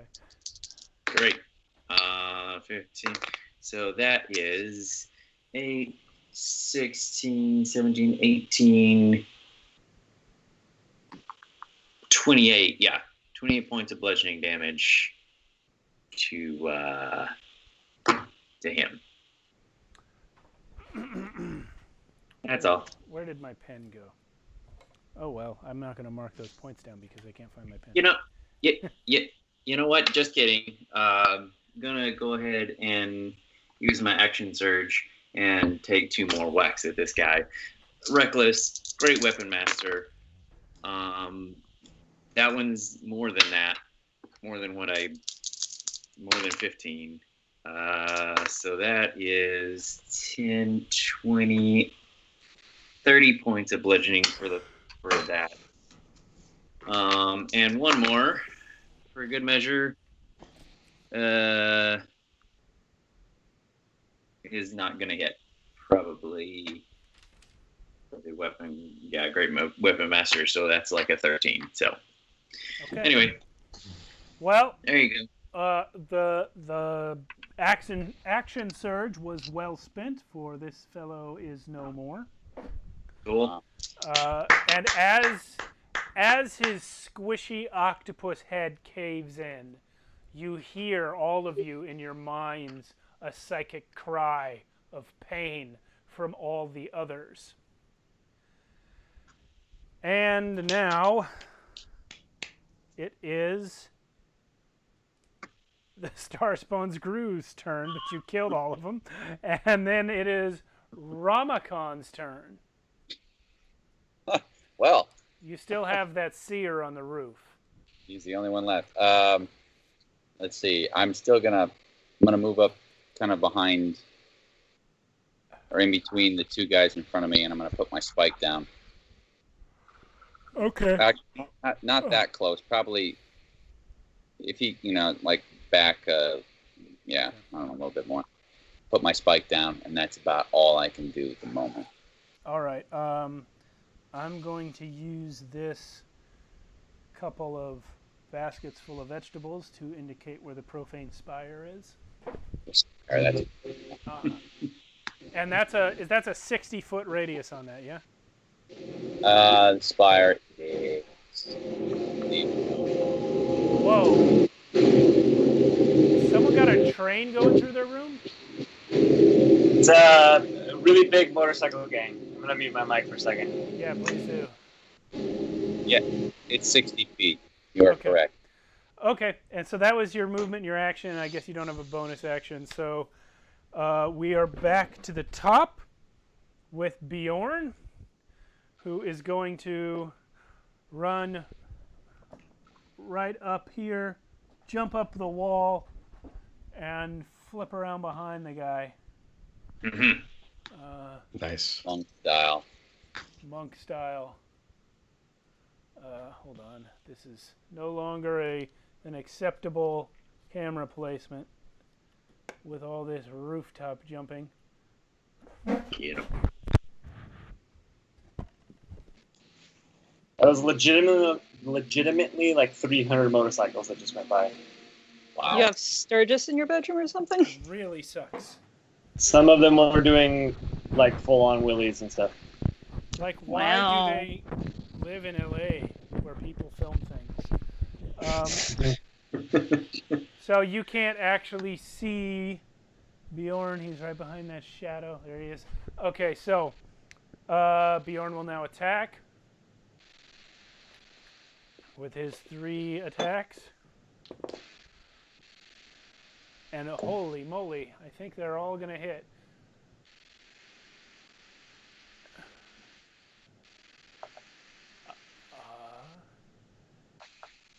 Yeah, they are all going to hit. Okay, so that seer is going to take 7, 6, and 6. So 19. 19. So Bjorn just runs up there and starts wailing on the guy.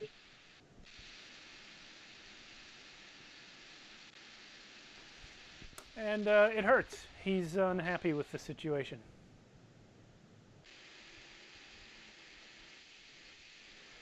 Okay, that's Bjorn's turn.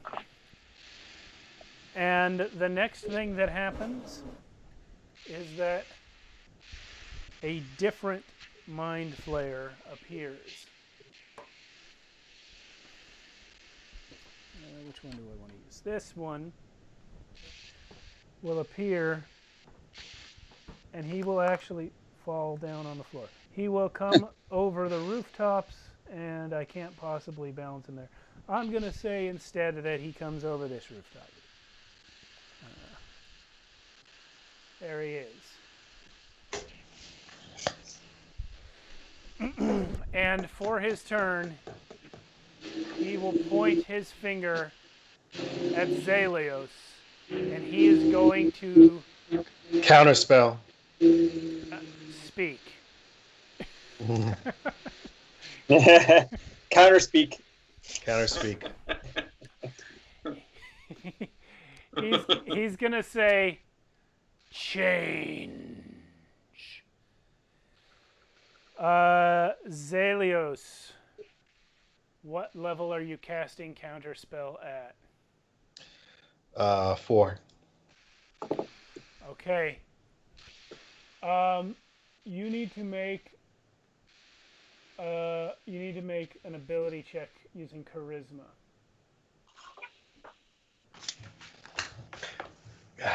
Ability check, not a Yeah. saving throw. Nope, just a straight charisma check. So, Okay. what'd you get? I got a 17. You have failed to counterspell. I will use luck. All right.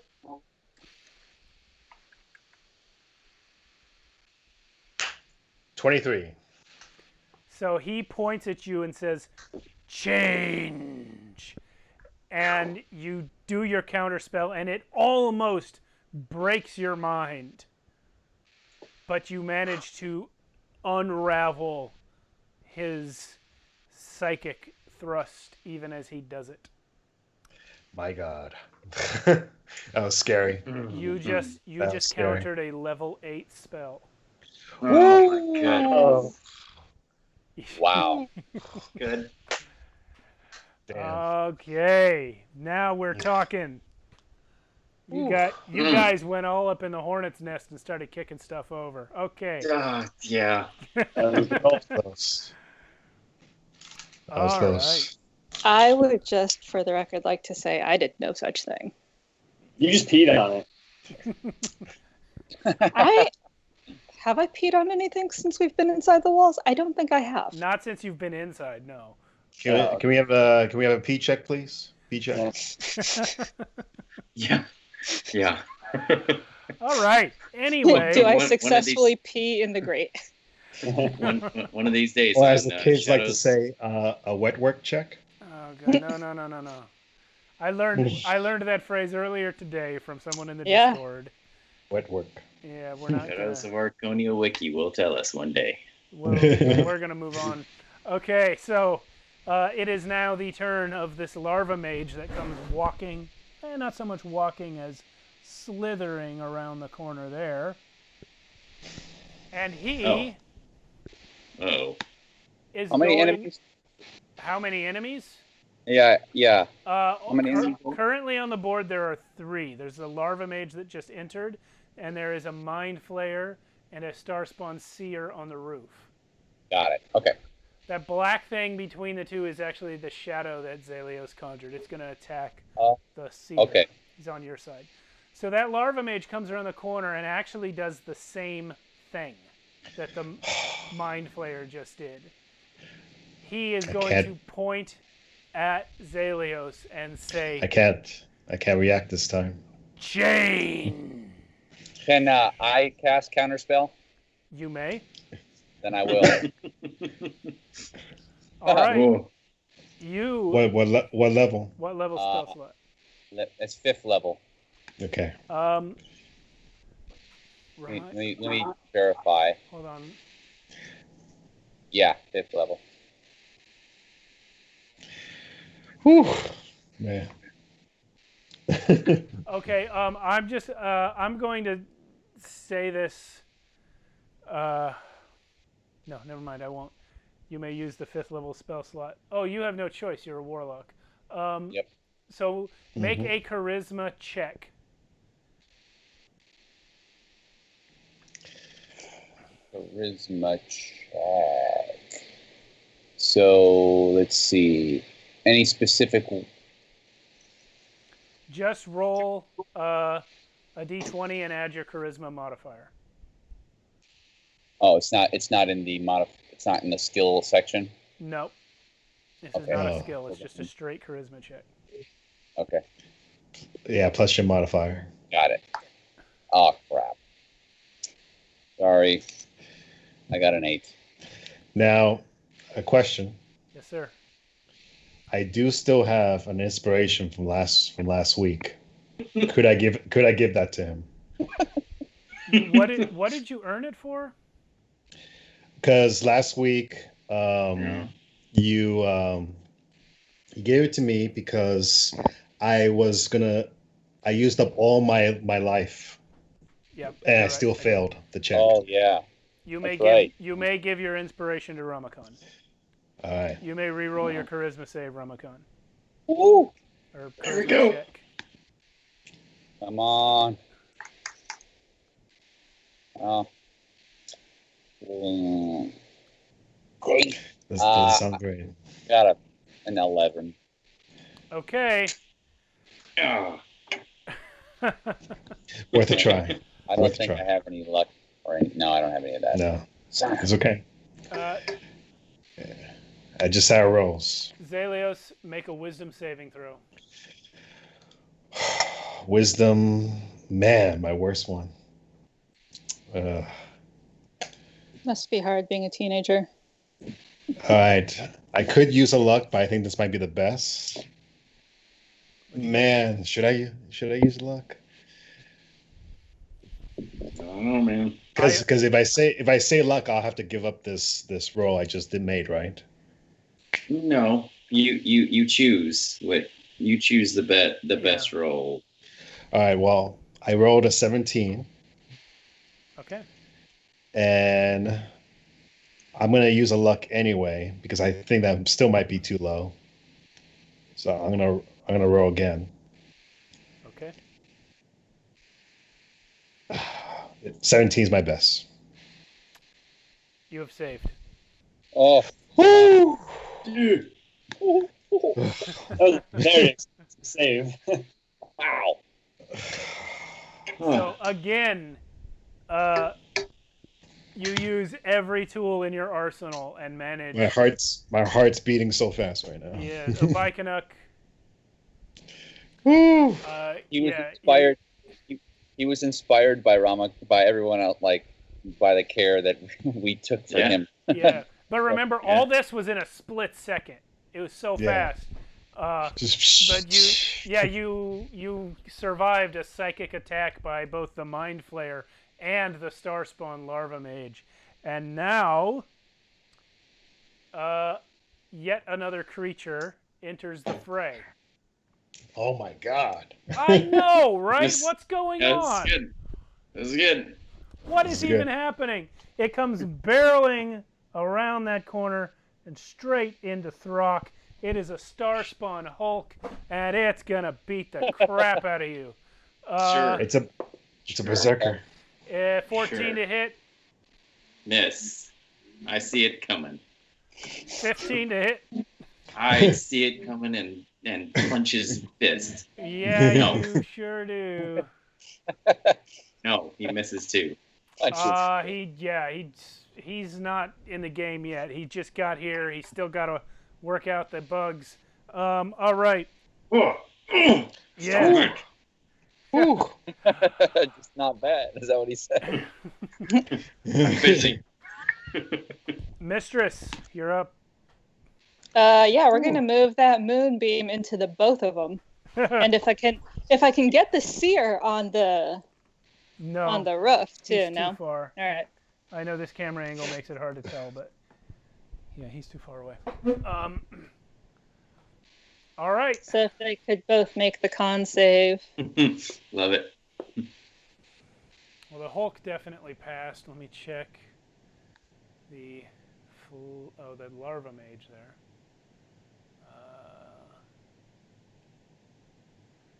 Oh yeah, 15 for him. And the Hulk. Okay, so then they both take half of 23. Okay.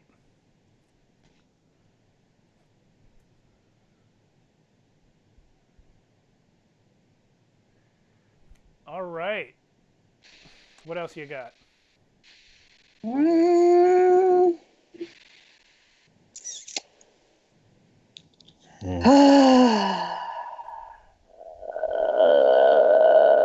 Let's see. That's that I sound know. Look, I do a whole lot of vocal fry, okay? Deal with it. Yeah, you do. Yeah.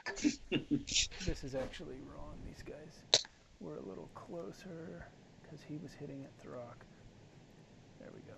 All right. Anything else? Yeah, I'm gonna use my bonus action to cast Healing Word on Ramakon for 6. What word do you say to heal Ramakon? This is Bandage important. boy. Ramakon perks up It's 2 words. things. I have heard that. Technically, you only need to say bandage, but yeah. 6 points. Bandages. It's hyphenated. Yeah, it's a hyphenated word. Okay. Just 6 right. points, you said? Yes. It's hyphenated like Ramakon. It fits. Yes. Hey. All right. Well, that's Oven's turn. It's the only part of his name that she got right. It's a hyphenation. The seer is up. And he is going to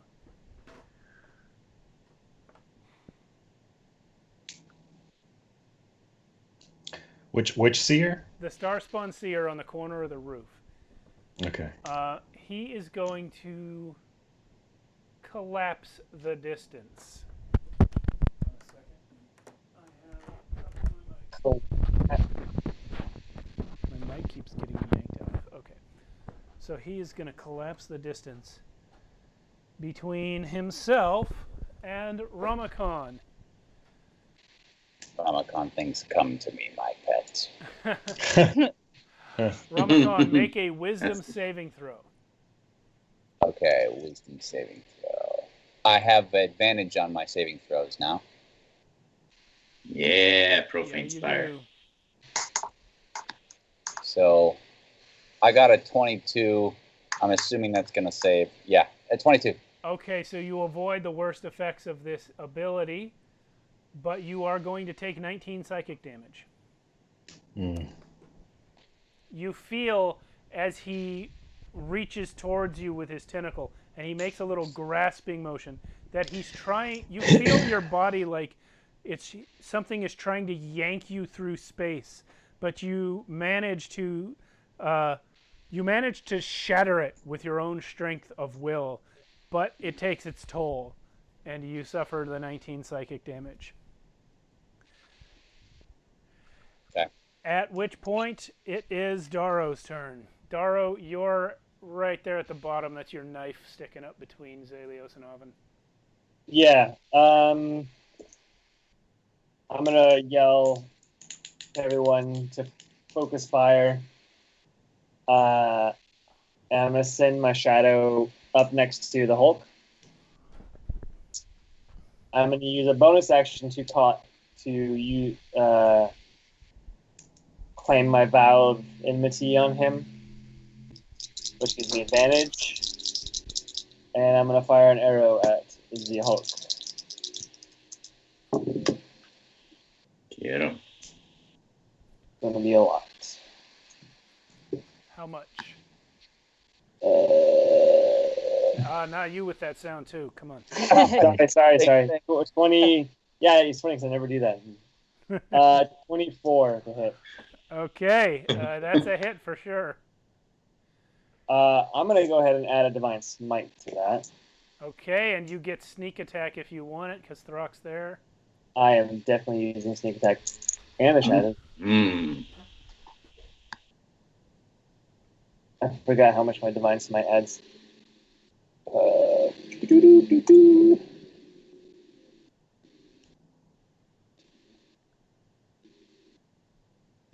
Okay, just 2d8.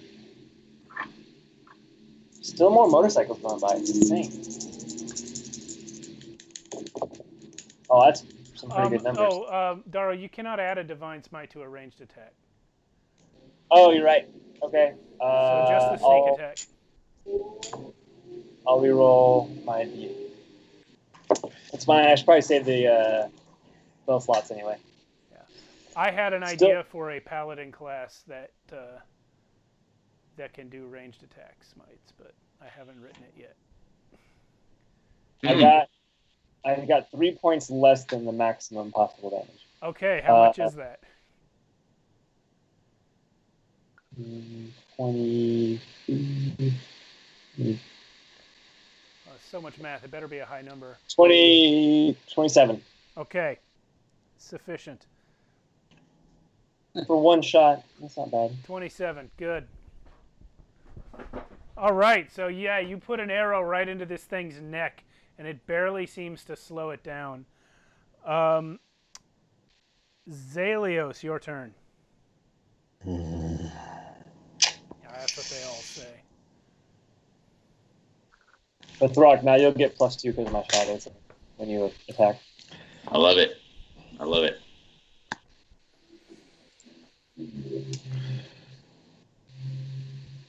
What are we doing, Zalios? I'm gonna point towards the hulking creature. Okay. Do a wisdom saving throw. I think he's gonna pass. It's 18. All right. That'll be my turn. Okay. There's nobody with 8. So Throck, you're up. Oh no, the shadow. There's one shadow remaining up near the seer. So he's gonna go. Gonna go ahead and do a strength drain. And he's gonna hit. So the seer is gonna take some damage. And lose a strength. Cool. That's that. Now Throck. All right. Gonna do the Reckless Great Weapon Master. Rolled a 19, so that's a crit on that. So that is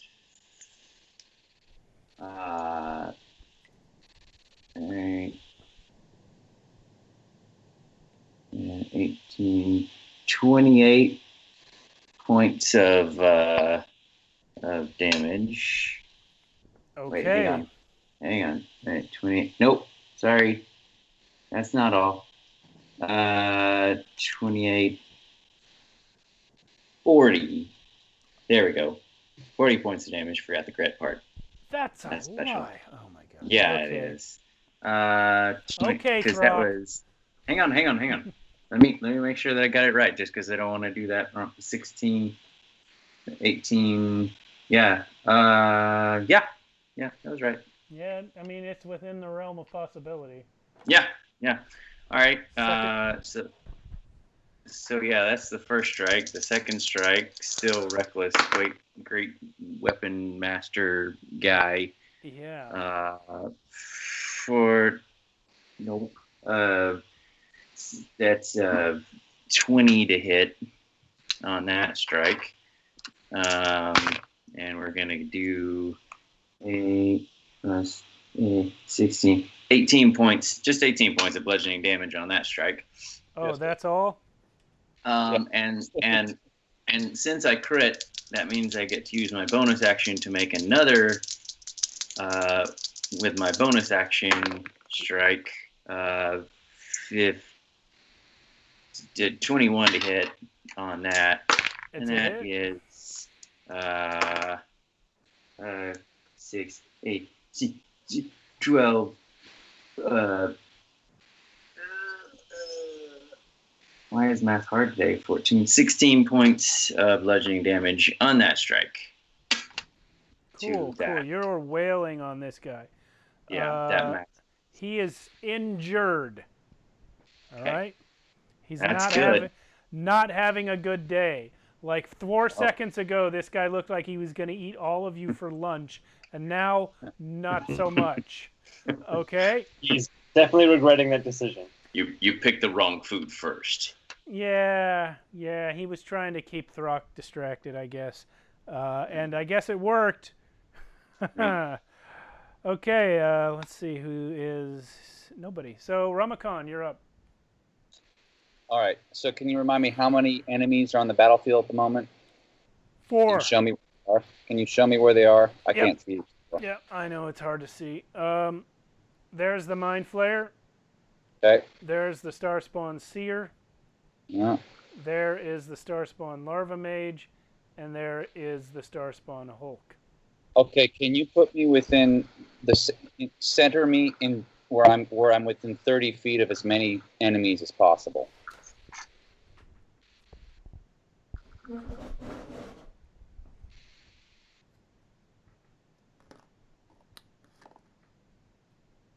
That's all of them, dude.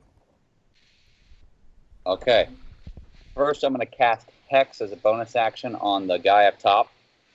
Which guy up top? The tallest guy to my straight in front of me, or whatever. Okay, the Mind Flayer. Yeah, him. That Okay. the one who hit me with that whatever it was earlier.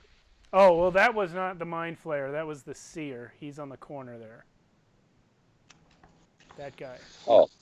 Did the Mind Flayer do anything to me? Not to you, no. He tried to dominate Zelios, but it got counterspelled. The Seer is the one you tried to counterspell and failed. Oh, I get all confused. Okay. Then actually put the Hex on the Seer, the one straight in front of me. Okay. And then everyone has to make a Wisdom saving throw. Does that include your allies? No. Just the enemies. Okay. So I'll just start with the Hulk because I have his up. He fails with a 3. The Seer, he's probably going to pass with a 20. Yeah. The Larva Mage is going to probably fail with a 7. Yep. And the Flayer is going to pass, I think, 19. Yeah. Okay. Okay. So the two that failed, Ramakon, he slams his stake in the ground and says, "Be gone." And they are now inflicted with fear. He uses his staff. The Mace of Terror? The Mace of Terror. Yes. And they are now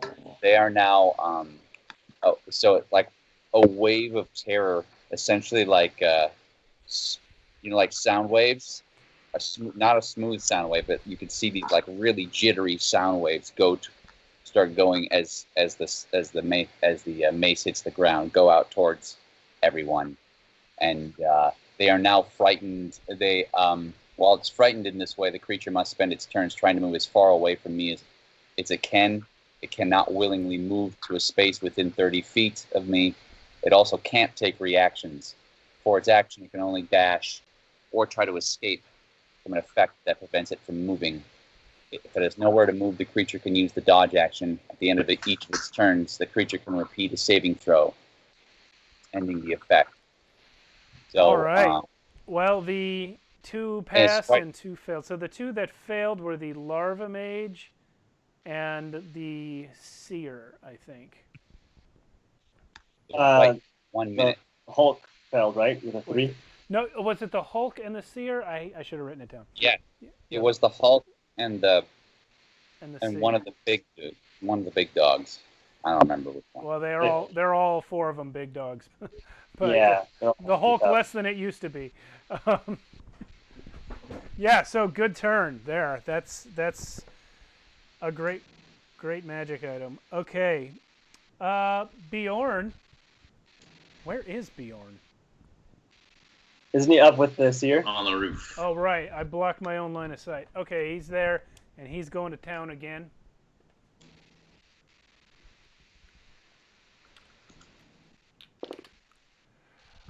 Okay, the staff is going to be a crit fail, but the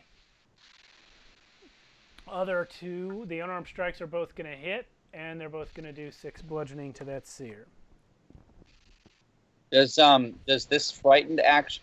Do they have the frightened condition? Yes. Like in general with everyone? Yes.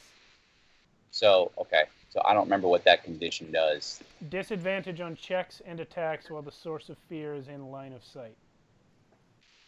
Awesome. So as long as they can see you, they have disadvantage on everything.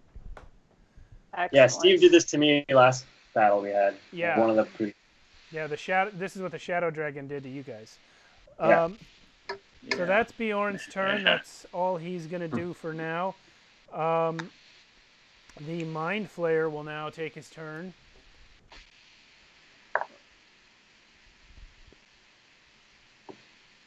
And he is going to...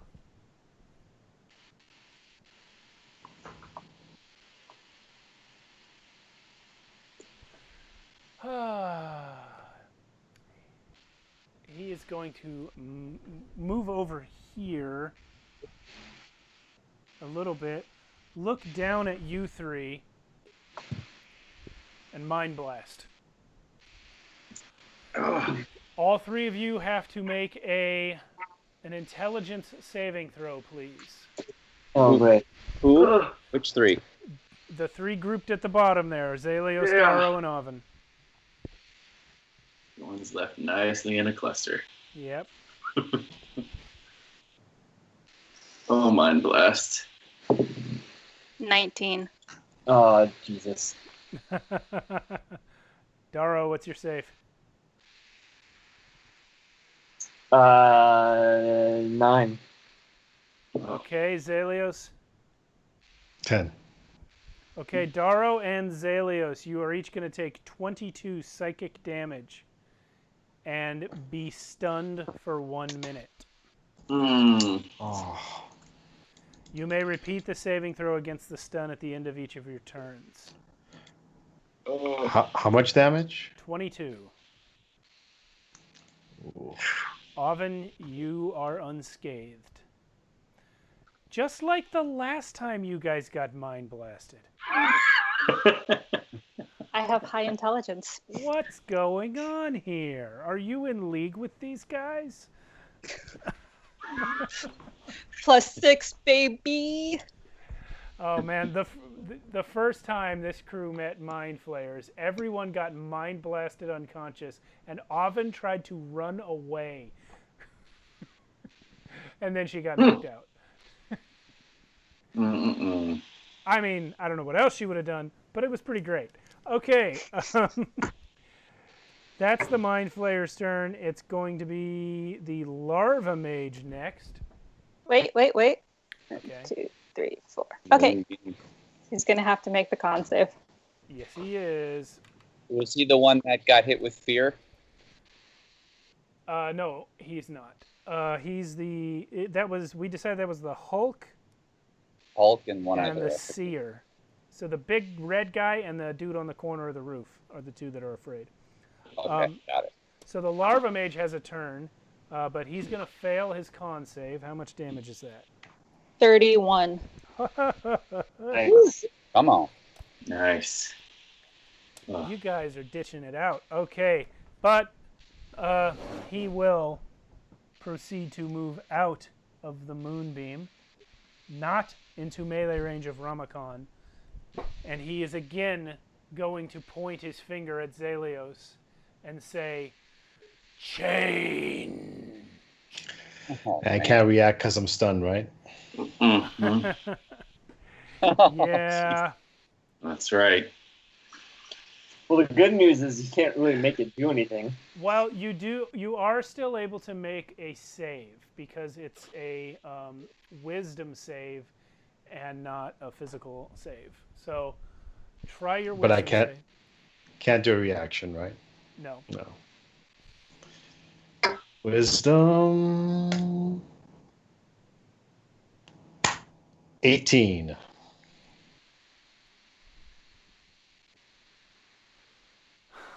You have suspense. saved.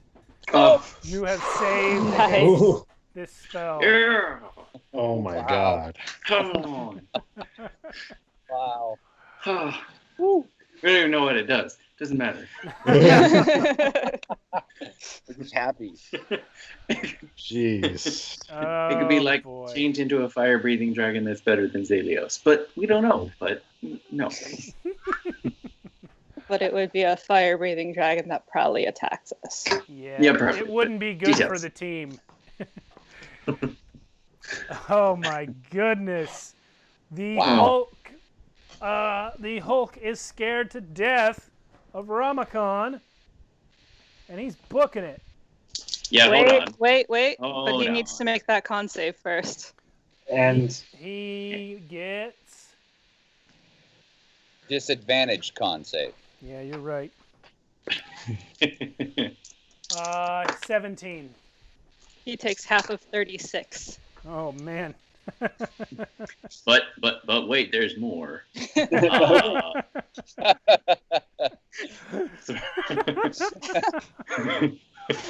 Throck Opportunity attack. takes it. Great weapon master. Just swings right for the Achilles. As he's running. I rolled an 18 on the die, so probably. So that's 10, 12, 13, 23 points of bludgeoning damage to his Achilles, specifically. Okay, he does not make it around the corner. He collapses to the ground with his foot missing and proceeds to burn to death in the moonbeam while quivering in terror and trying to crawl away from Ramakon with his horrifying alien mouth screaming the whole time. And he is no more very shortly. Which, of course, I need to add, he's running away from Throck. I'm aware. Yes. I'm aware of Throck's viewpoint on the situation. Rock thinks he's scared of him. For any of our new viewers. Yes. Oh. Everyone else on the team understands. Yeah. Run, coward. Huh. Well, this is how Ermin see the world. Throck was the only survivor of a battle. Therefore, Throck killed everyone. Not technically true. Yeah, but you really haven't told very many people. Fair.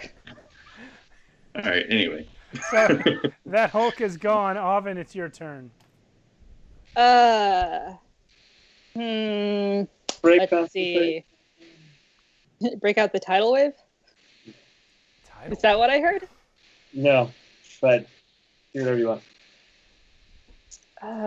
Hear what you want.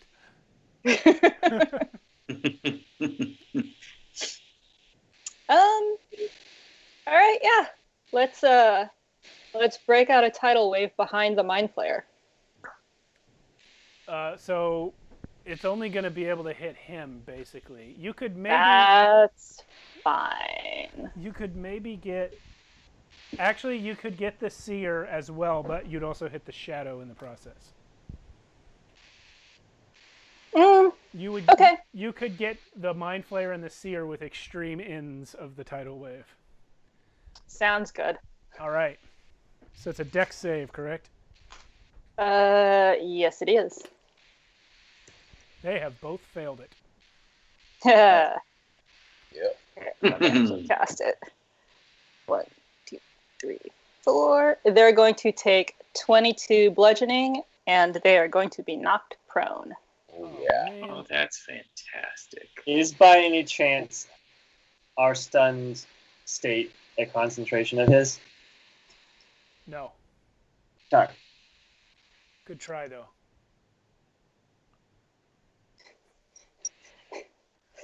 Okay. If the one on the corner is knocked prone, does that mean he's knocked off the roof? No. You said it was 22 damage? Yeah. Okay. You have killed the Flayer. And again, you guys hear a psychic scream from the entire city. The Seer is not dead. I thought the flares were going to be more difficult. They're not really the muscle. Yeah. Plus, they would have been extremely difficult if not for Zalios just pulling out every save. Oh, Seriously. Yeah. But you're welcome that I one-shotted it. Yeah. Guys. Totally. Just want to throw that in there. Wait a minute. Thanks for reminding me. You didn't one-shot it. I'm looking at the wrong part of my page. That was the previous Mind Flayer's hit points. This is the first time he's been hit. I was going to say, how is he dead already? Yeah, thanks for reminding me there that you're not quite, I really was you're not surprised. quite that badass. No, I just got a lot of monsters to run and I looked at the wrong part of the page. He's still alive, but he's prone. And he did get significantly injured. It happens. It happens. Okay. Oven, anything else? No, I think that's it. Cool. The Seer will stand to his feet and will turn to Bjorn.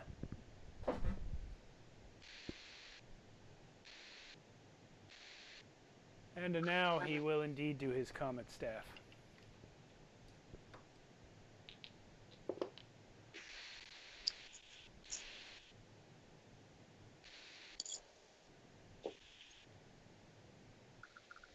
So he hits Bjorn twice, pretty dang hard. Oh, Bjorn.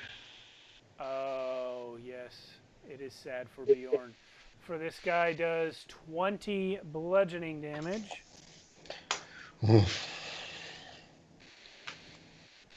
And... oh my goodness. Bjorn is unconscious and dying. Bjorn. To be fair, he did give us all the information already that he meant to give us. Wow.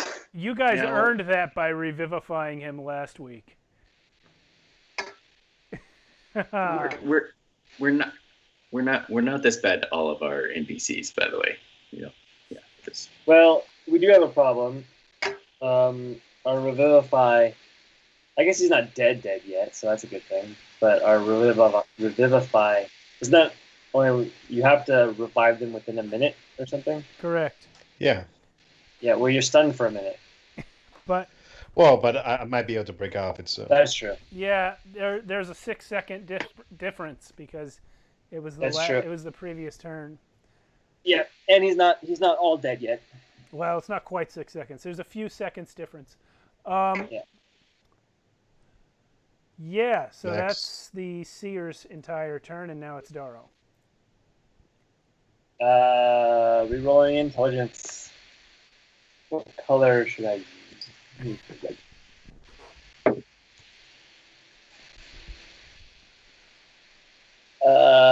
17. I don't remember the number.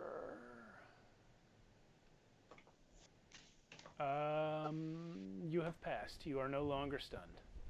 Yay! But that's at the end of my turn, right? So Correct. I'm basically... Your turn's over now. Zelios, you're up. Stunned. Yeah. You're still stunned? Yeah. Cool. All right. Did you? Yeah. Does And that, I got to roll. yeah. Oh, I thought you were telling me that you failed your roll. Yeah. Go ahead and roll. Which one is it again? It's a intelligence save.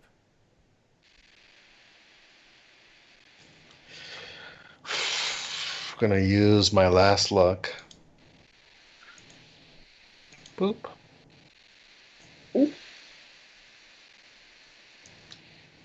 11? No. Okay. Wow, your rolls are not so great tonight, dude. Oh no. Well, it's been good for when it counts. When it counts. Yeah. Yeah, he's not dominated. He's not dominated. That's correct. Yeah, that's true. All right, that's it for me. Still stunned. Yes, you are. Throck, you're up. Okay. Excuse me, where do you think you're going? Walk up to that guy right there. Yeah. Okay. And gonna reckless great weapon master that guy in the face. Or whatever there is of a face, I guess. And 17 to hit. It's a hit. Okay. That is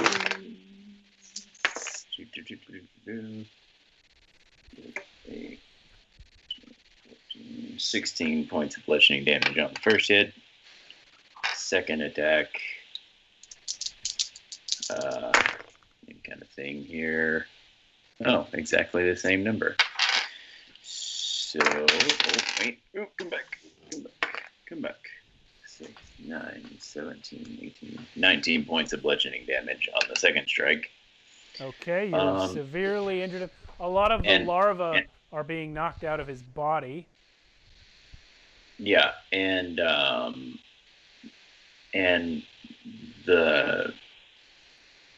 the guy that's up on the roof.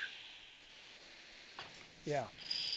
He's within the storm aura, isn't he? Yep. Oh yeah, gonna take a little bit of retribution on him for knocking down my buddy there. Cool. So dex save. Fail. 6 points of lightning damage. Okay. I mean, that hurt. Not a lot, but it hurt. No, but just want to get his attention. So the larva mage is going to take a legendary. Sure.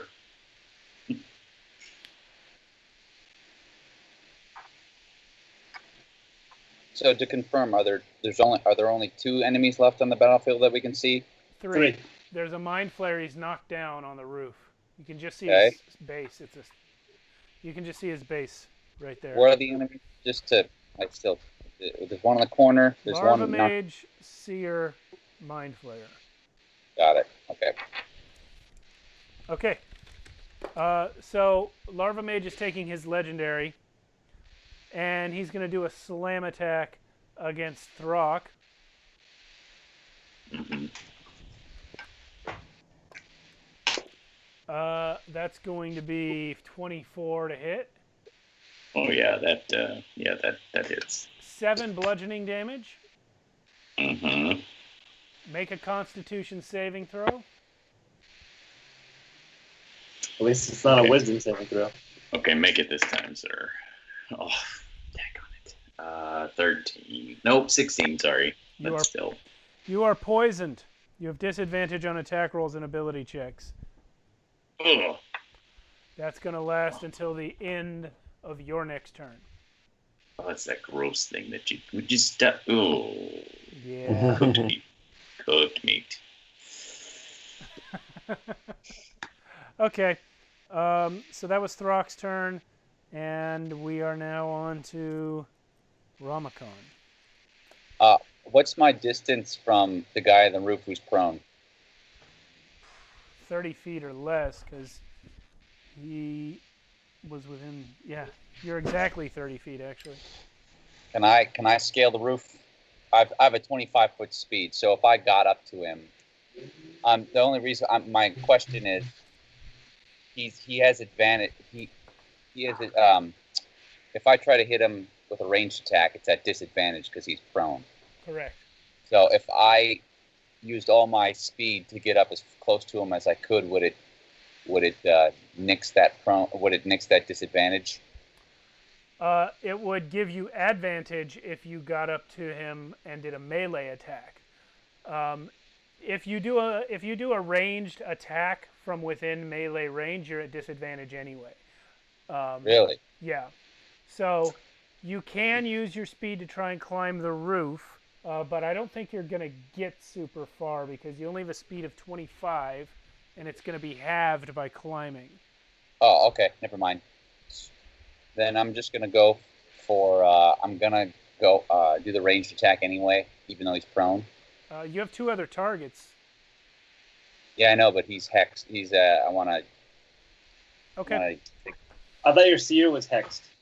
No, it's the guy on the roof who's hexed. They're both on Yeah, the roof. Both on the roof. That's right. Yeah, you did hex the seer because he's the one who took a pot shot at you early on. No, the seer is the one who got frightened. He wasn't hexed. He was frightened and hexed. No, I thought I hexed the guy straight above me. He's prone. You know what? It hasn't really come into play yet, so we'll say you hex that guy. No problem. Okay, which guy? I guess if Whichever one you want to be hexed is hexed. okay, originally I wanted that guy to be hexed. Okay. So I'm not. I think I It'd be misunderstood. unfair. It'd be unfair if I took it back. That was my intention. So I'm gonna just go with that, even though it would be better if he wasn't now. But I'm going to use a cantrip, Eldritch Blast. Okay. And I am going to. So I roll at disadvantage, right? Correct. 25. It's to a hit. Okay, and then I'm going to do it again because there's 2.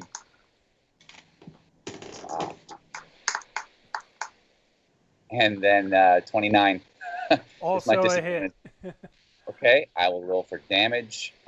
Force damage is going to be, on the first hit, it's going to be 11 force damage. Of course it is. Okay, next. And then the next one is going to be 10 force damage. Okay. And then I'm also adding a 1d6 onto both of those rolls because of Hex. Okay. So I'm going to roll that twice. 3 and 4. So a total of 7 added Okay, damage. so he just gets pummeled by these 2 beams from your rod, and he is not dead. He's still prone. Yeah, he is still prone. It is Bjorn's turn. It is the Mind Flayer's turn. He's going to stand up.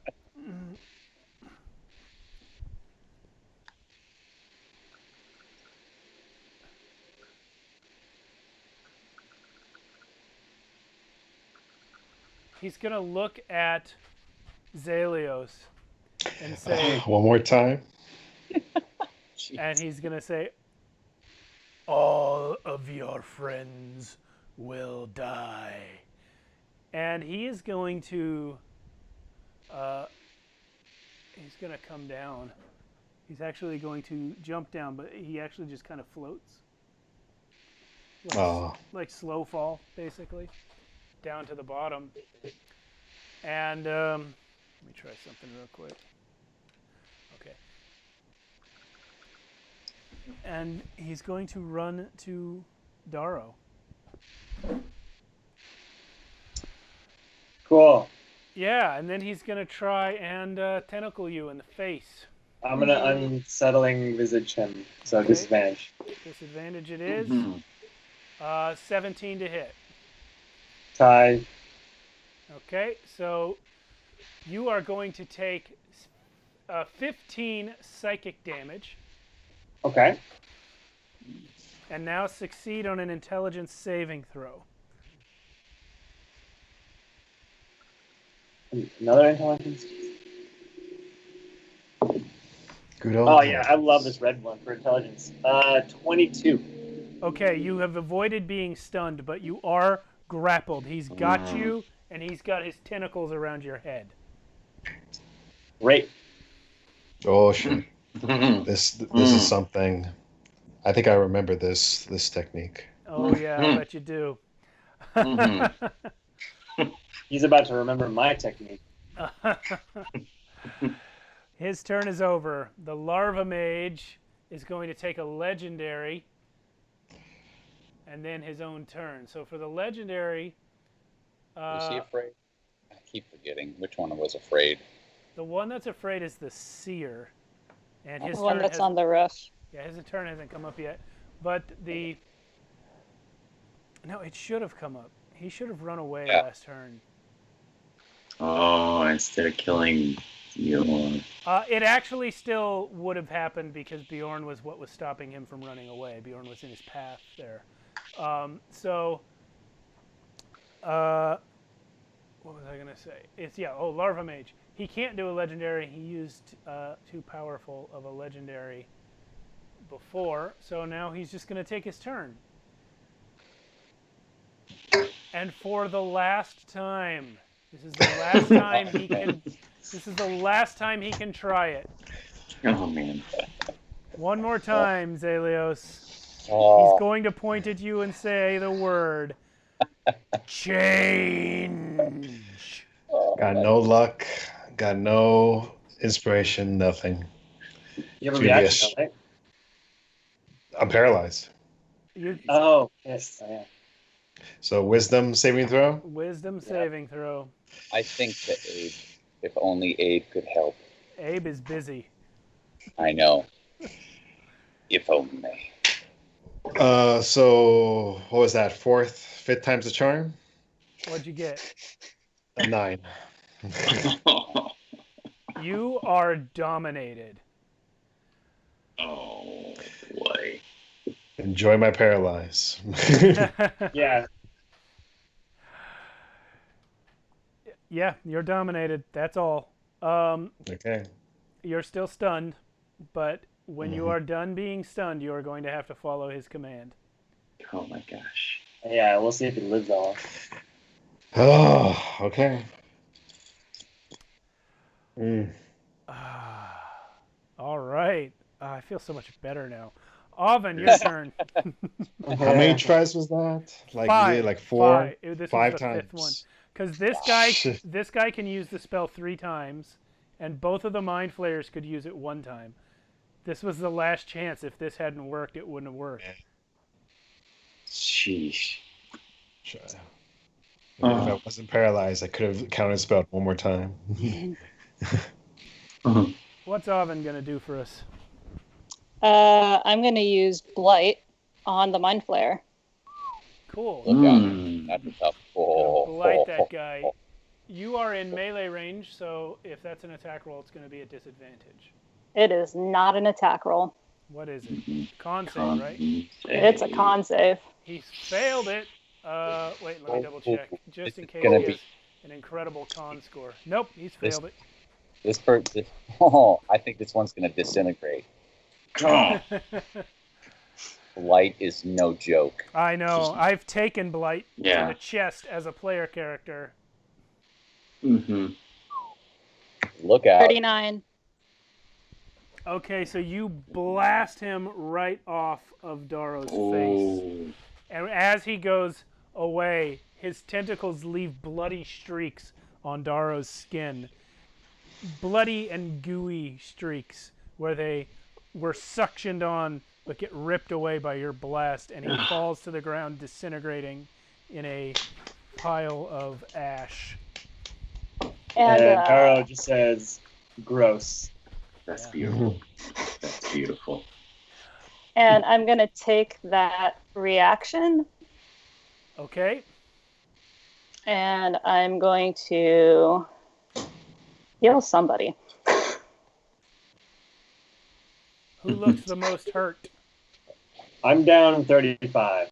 I'm 30. probably down half my life. Just over half. I have just over half hit points. Throck's I'll not be okay. interested.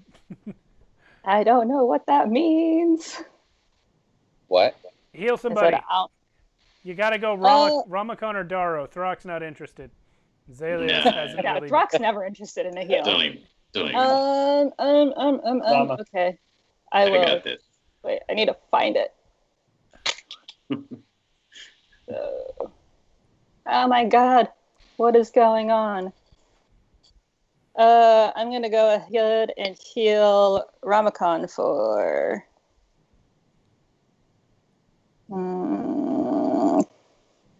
10. Okay. He stands up a little straighter. Feels the vitality come back into his decrepit body. Enjoy it while it lasts.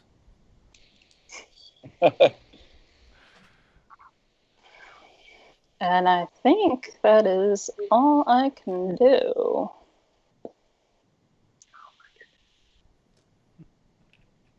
Okay. So at the end of your turn, the Larva Mage will take his legendary, and he's going to raise his own staff and Eldritch Blast Ramakon. Nice. Right in the face with 3 beams. The attack rolls are 7, 14, and 21. 14 hits and 21 hits. Okay. It's going to be a mere 7 force damage. 7. Okay. And then that's it total? That's it. I got a 3 and a 4 on the rolls. Okay, with that, Ramakon is going to cast... He is going to cast Hellish Rebuke. Attaboy. That's right. I love Hellish Rebuke. I use it all the time in Matt's game. He says, I'm done with this. You need a dexterity save. He's failed it. Nice. You now take 6d10 damage Nice. of fire damage. I will roll here.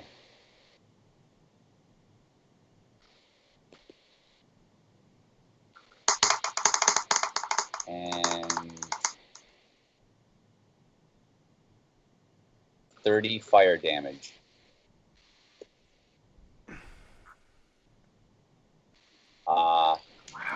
So many of the larvae that compose his body get charred and fall blackened to the ground, but he remains standing. And that is my reaction to you trying to Eldritch Blast Ramakon. Yeah. I like it. All right.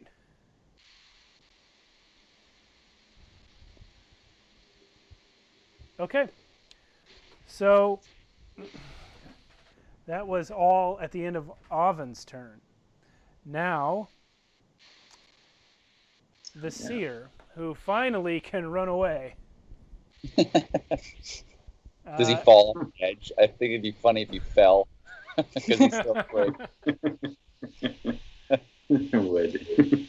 He's so afraid he just stumbles over and he falls off and kills himself. You actually can't see where he went.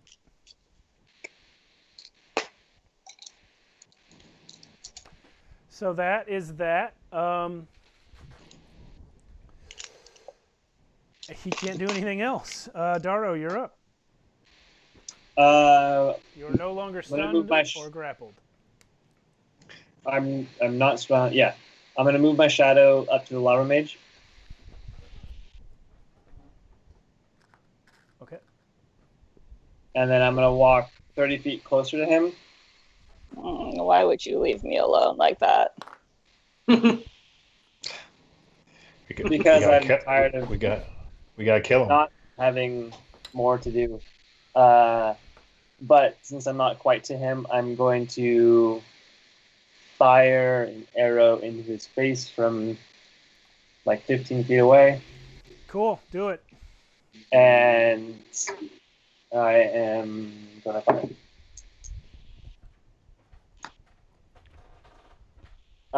Non-natural 20.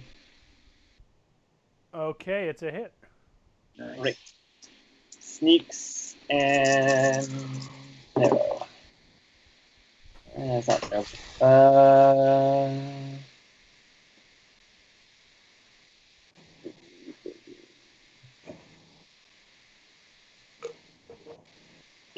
22.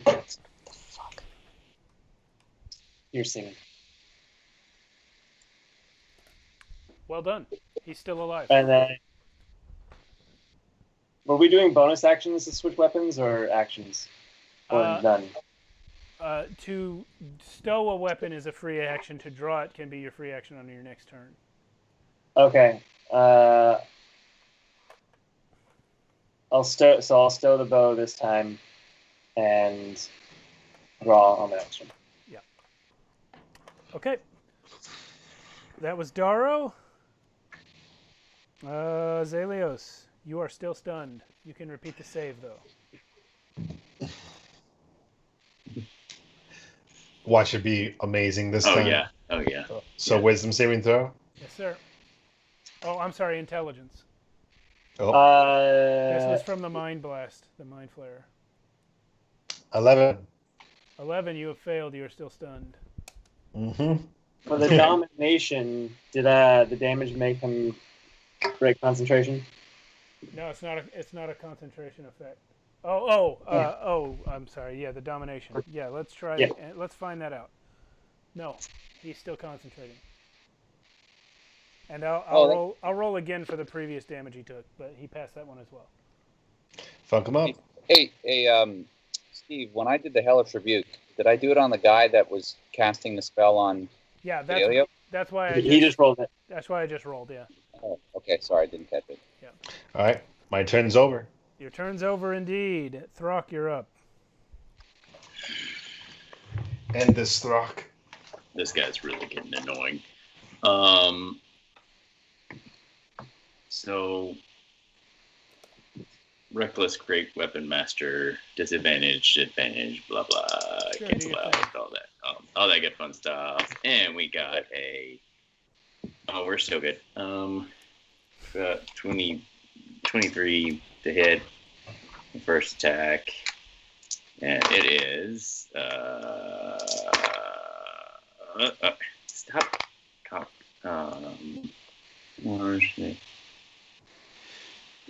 16 points of bludgeoning damage for the first hit.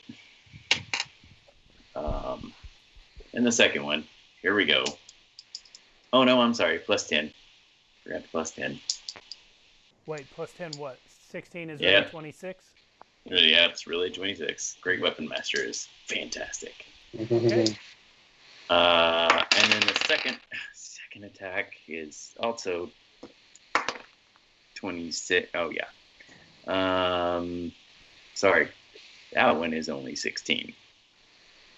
Damage or Wait, plus 2, 18 to hit.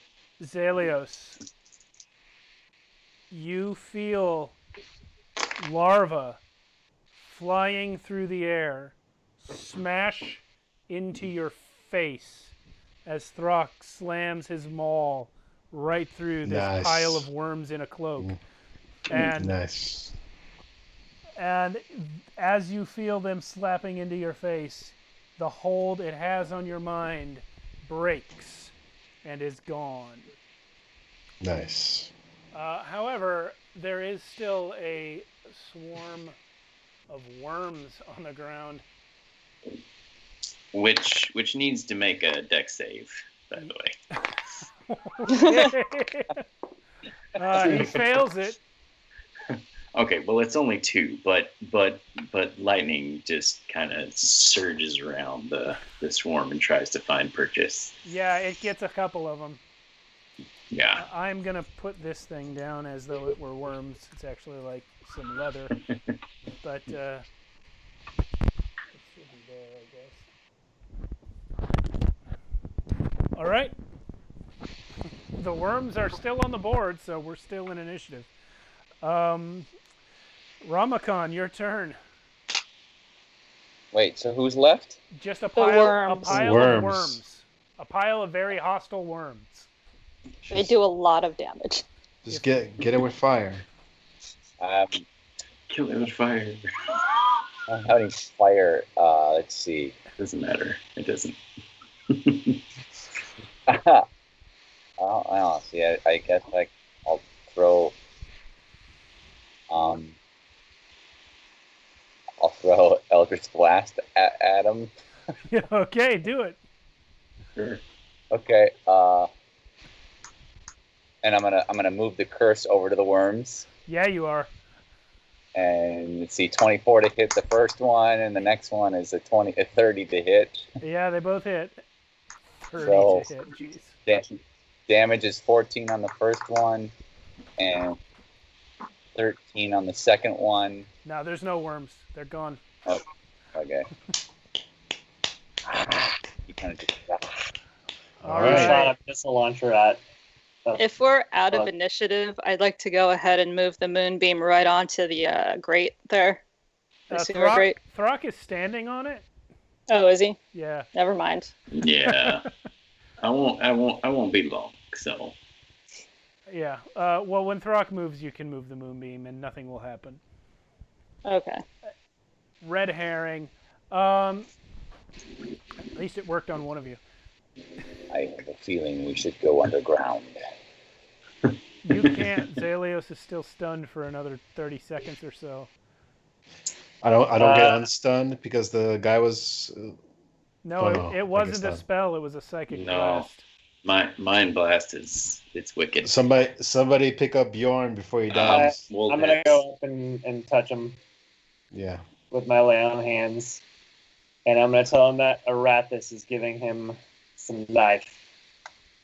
Just to rub it in a little bit. How much hit points? I'm just gonna give him 5. Okay, you got to him just in time, actually. Wow. He would have died. Wow. He would have died given one more turn. We're just not letting this guy die. Yeah, he might be a little bit too low level for this area. Yeah. You can do it, buddy. You can do it. All right, well, you guys have survived yet another battle in the City of Horror. I don't know how, but you've made it 50 episodes and you're all still here. Woo. But a few close calls. You're going to have to decide what to do with that continued life when we come back next week. No, I misspoke.